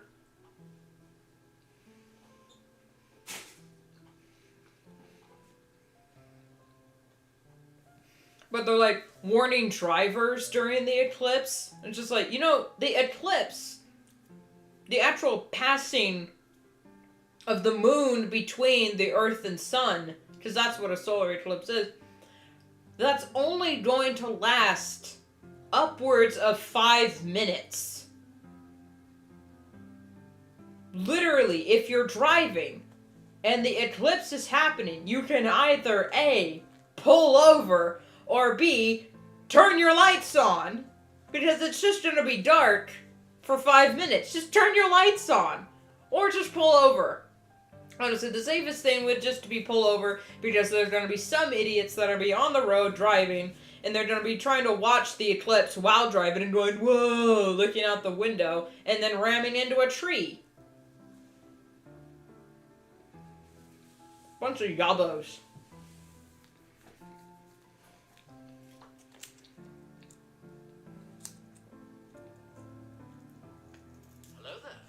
That was a juicy banana. Juicy? What the fuck? That was a... Bananas ain't juicy. It was a good banana. A good banana.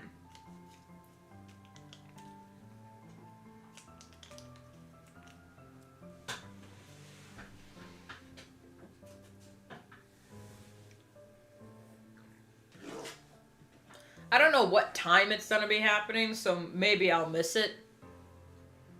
For from where I'm at, but I'm gonna see a lot of pictures, but it's probably gonna look like any other eclipse, because every news network is saying, oh, prepare for the eclipse, and they have a picture of an eclipse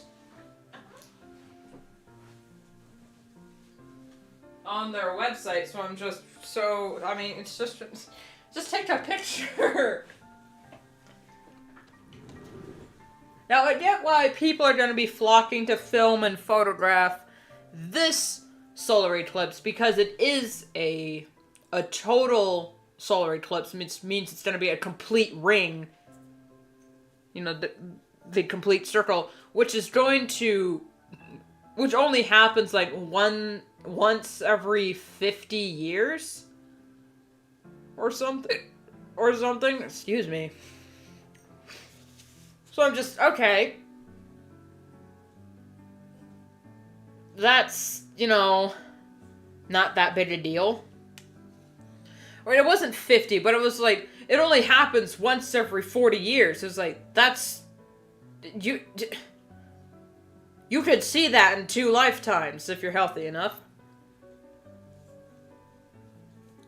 It's not like that one time when Hanukkah was during Thanksgiving, because of how the lunar calendar works.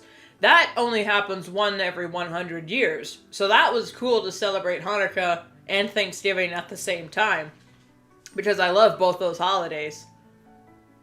We're starting to die, so let me go charge them. I'll be right back. Alright, we just won't talk until you get back.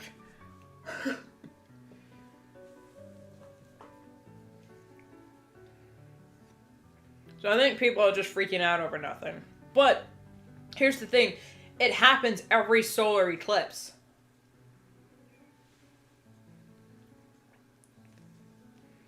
Penguin Zoe, or like Charlie, made a video on it on his channel. So he also covered like the red heifer scams. It's like, oh my god.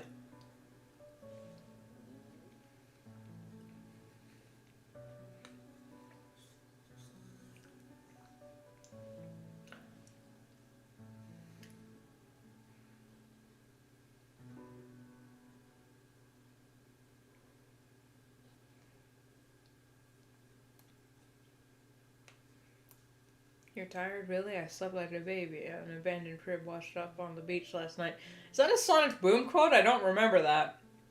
Was that during the sleepover episode? That episode was so funny.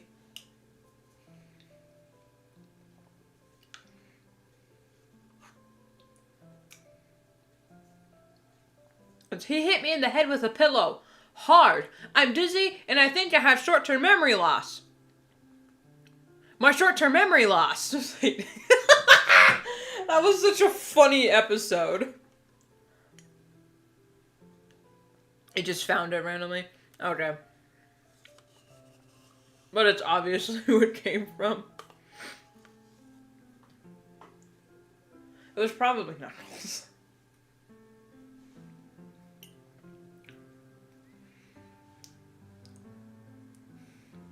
I also love that one episode where Sonic just slam. I have to say that because I don't have an actual door to slam. It's like, oh my god.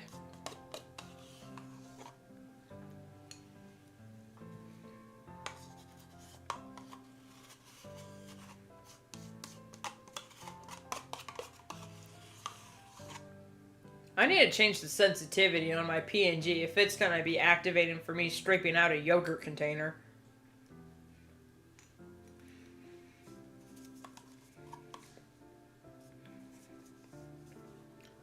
Talked about stretching a conversation. What kind of yogurt do you guys like?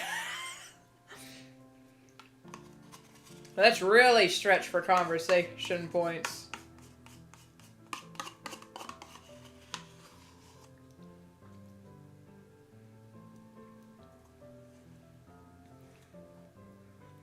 The walls taste like dirt. Tail. Proceeds to be. The walls taste like dirt. Yeah, I also remember that episode.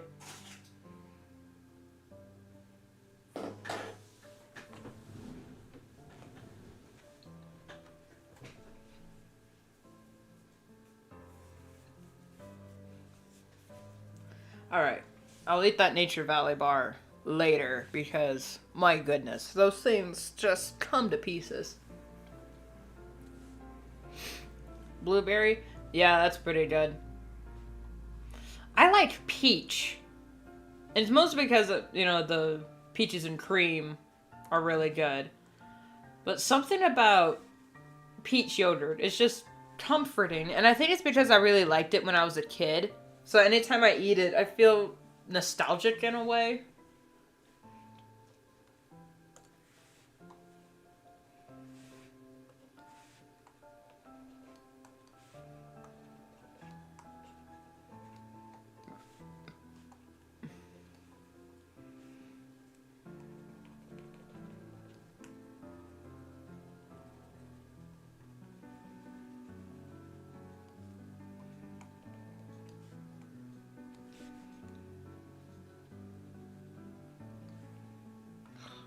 This took... If I'm doing a project and I suddenly get quiet, it's because it's taking up 100% of my concentration, that I can't even devote it to mindlessly rant about Star Wars, which takes no brain power whatsoever. And there we go, ladies and gentlemen, the Star Wars mention of the stream. It wasn't quite referenced because I just said the name, but there it is. We can end the stream now. Does anyone have a bingo yet? Oh no, you guys wouldn't have a bingo because I didn't say we'll see, we'll see, we'll see yet. There you go. But there it is.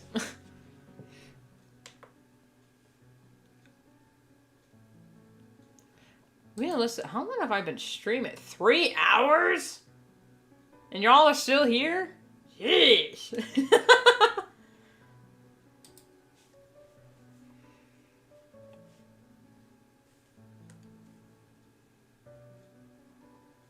Now, since these sketches are mostly done, I'm gonna close this one.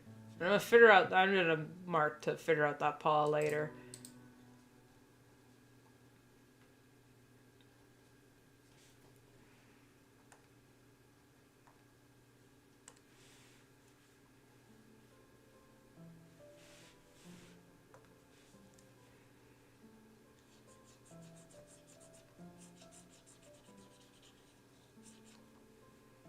Wait, is she gonna have a face, or is it gonna be like... Oh, here it is. Here's what I'm gonna do. I'm gonna blur out her face just a little bit, since it is an old memory.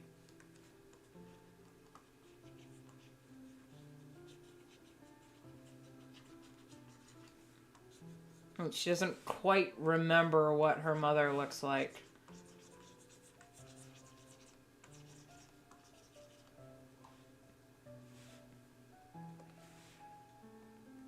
And it's gonna blur into... like, the background's gonna be fuzzy as well.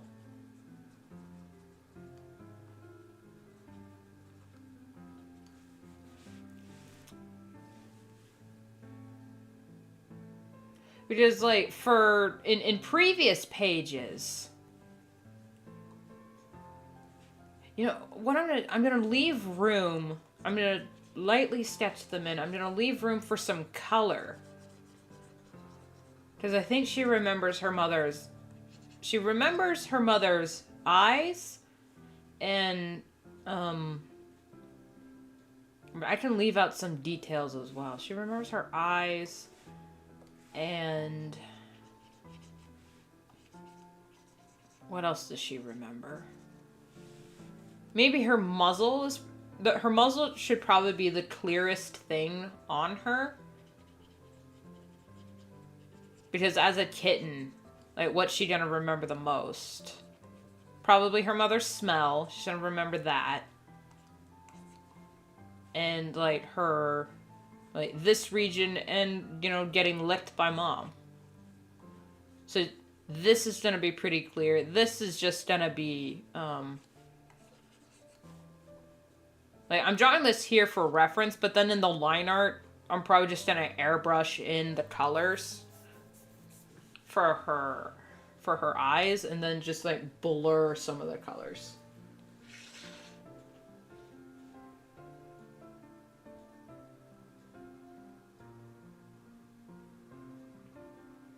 Alright, I can choose to show that.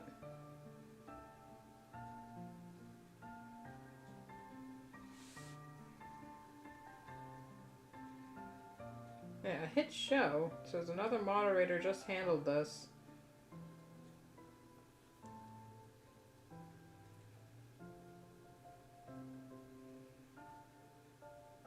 Okay.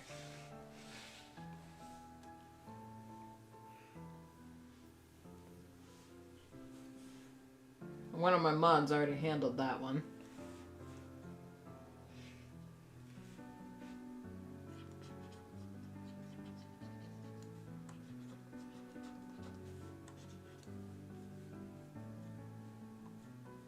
Then the kits are gonna be here.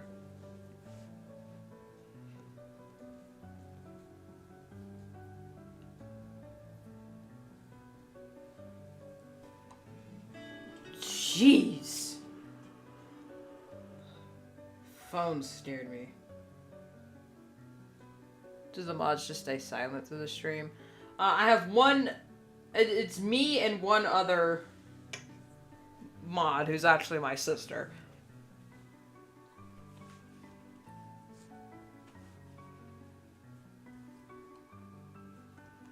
I think she blocked that one because she thought it was spam or something.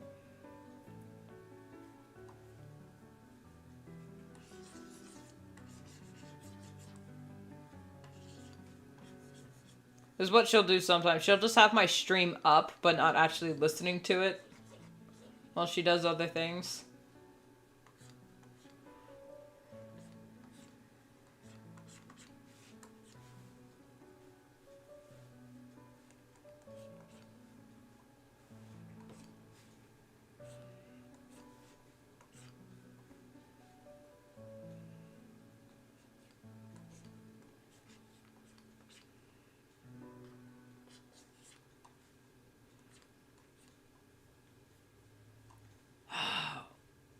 Babies take so much concentration.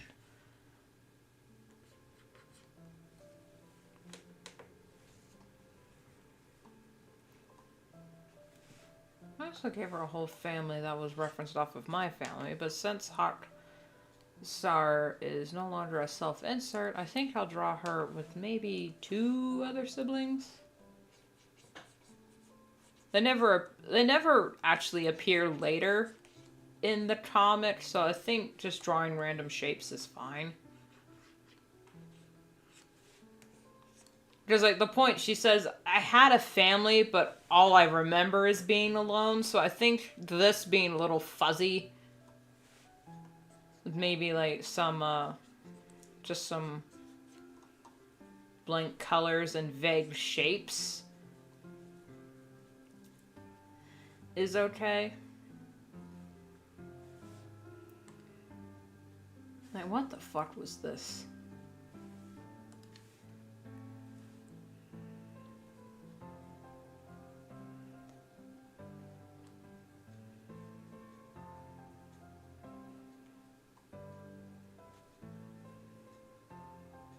Oh, What am I putting here?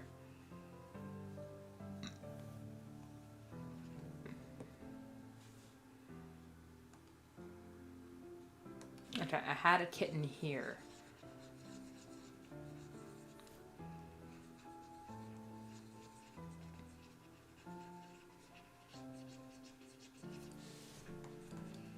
Because no matter what the litter, there's always one kitten that's always off on their own, and another that's always hanging close to mama.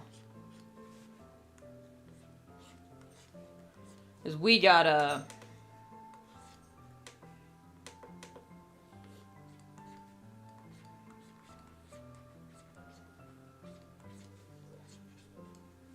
We got a stray cat that has had a litter of kittens on our property.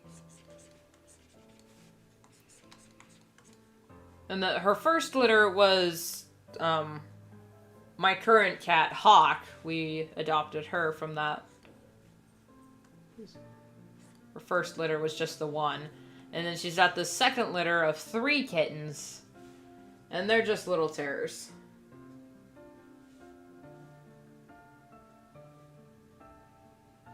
Keep saying that. Jeez.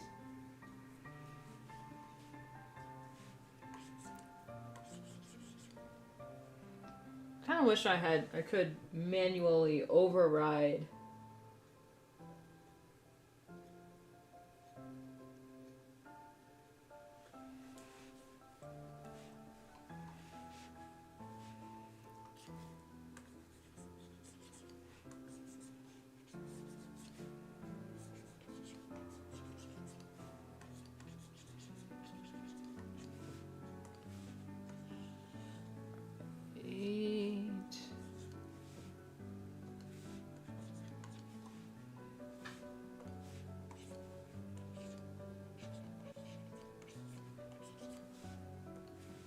It's 3 o'clock already. Jeez.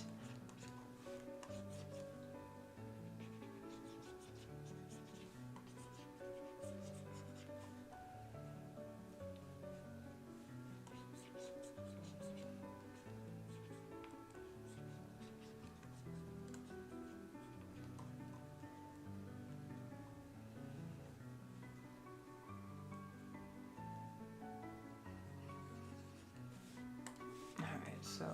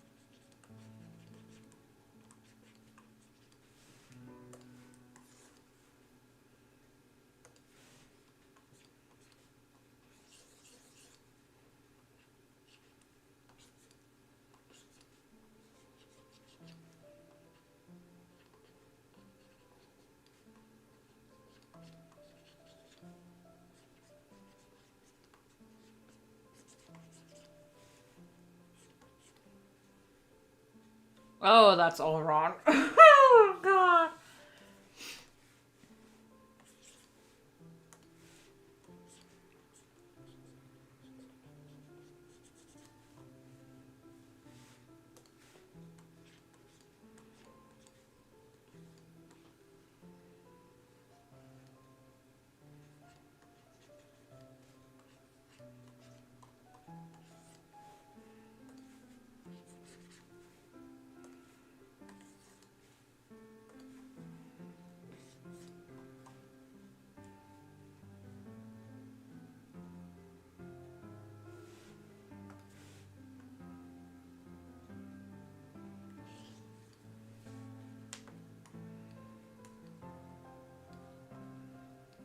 You know, I could base these 3 kittens on the 3 that we currently have, because one of them kind of looks like Hawkstar.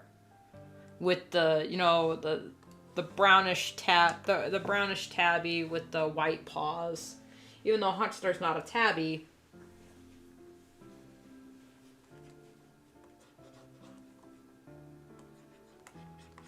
She is brown and white. So this one is Hawkstar.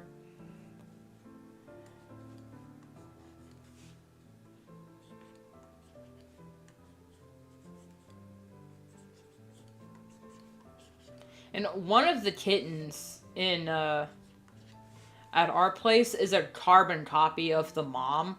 Like, she looks at, and I'm assuming it's a she. It's really hard to tell when they're so young.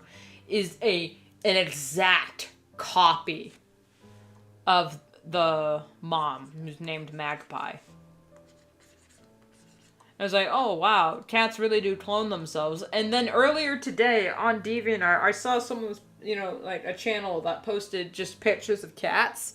And one of them was an exact copy of Magpie. The cat we have is black, yellow eyes, with a white on her chest and like a little like half mustache, white mustache. I'm just Cats really do be out here cloning themselves.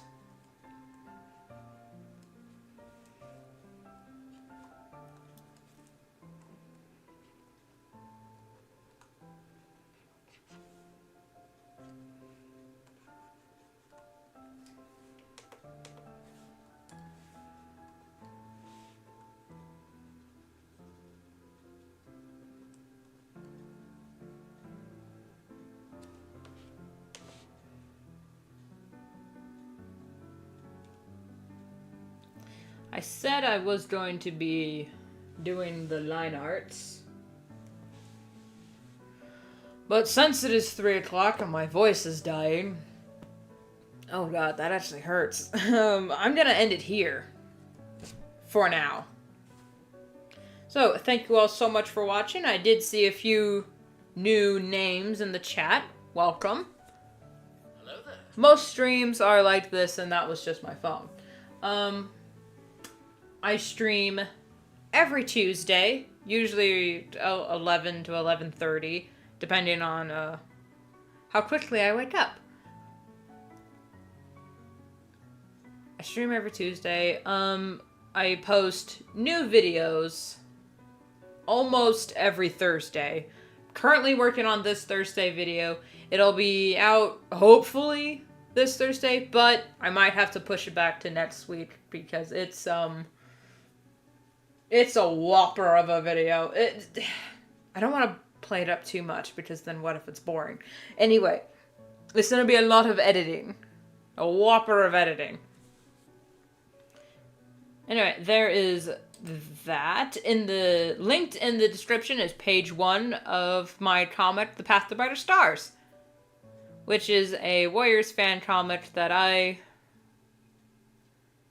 post new pages every Monday and Wednesday. Been working on it for a few years. I'm really proud of it. Anyway, thank you all so much for watching again, and I will see you, hopefully, in the next one. Bye-bye.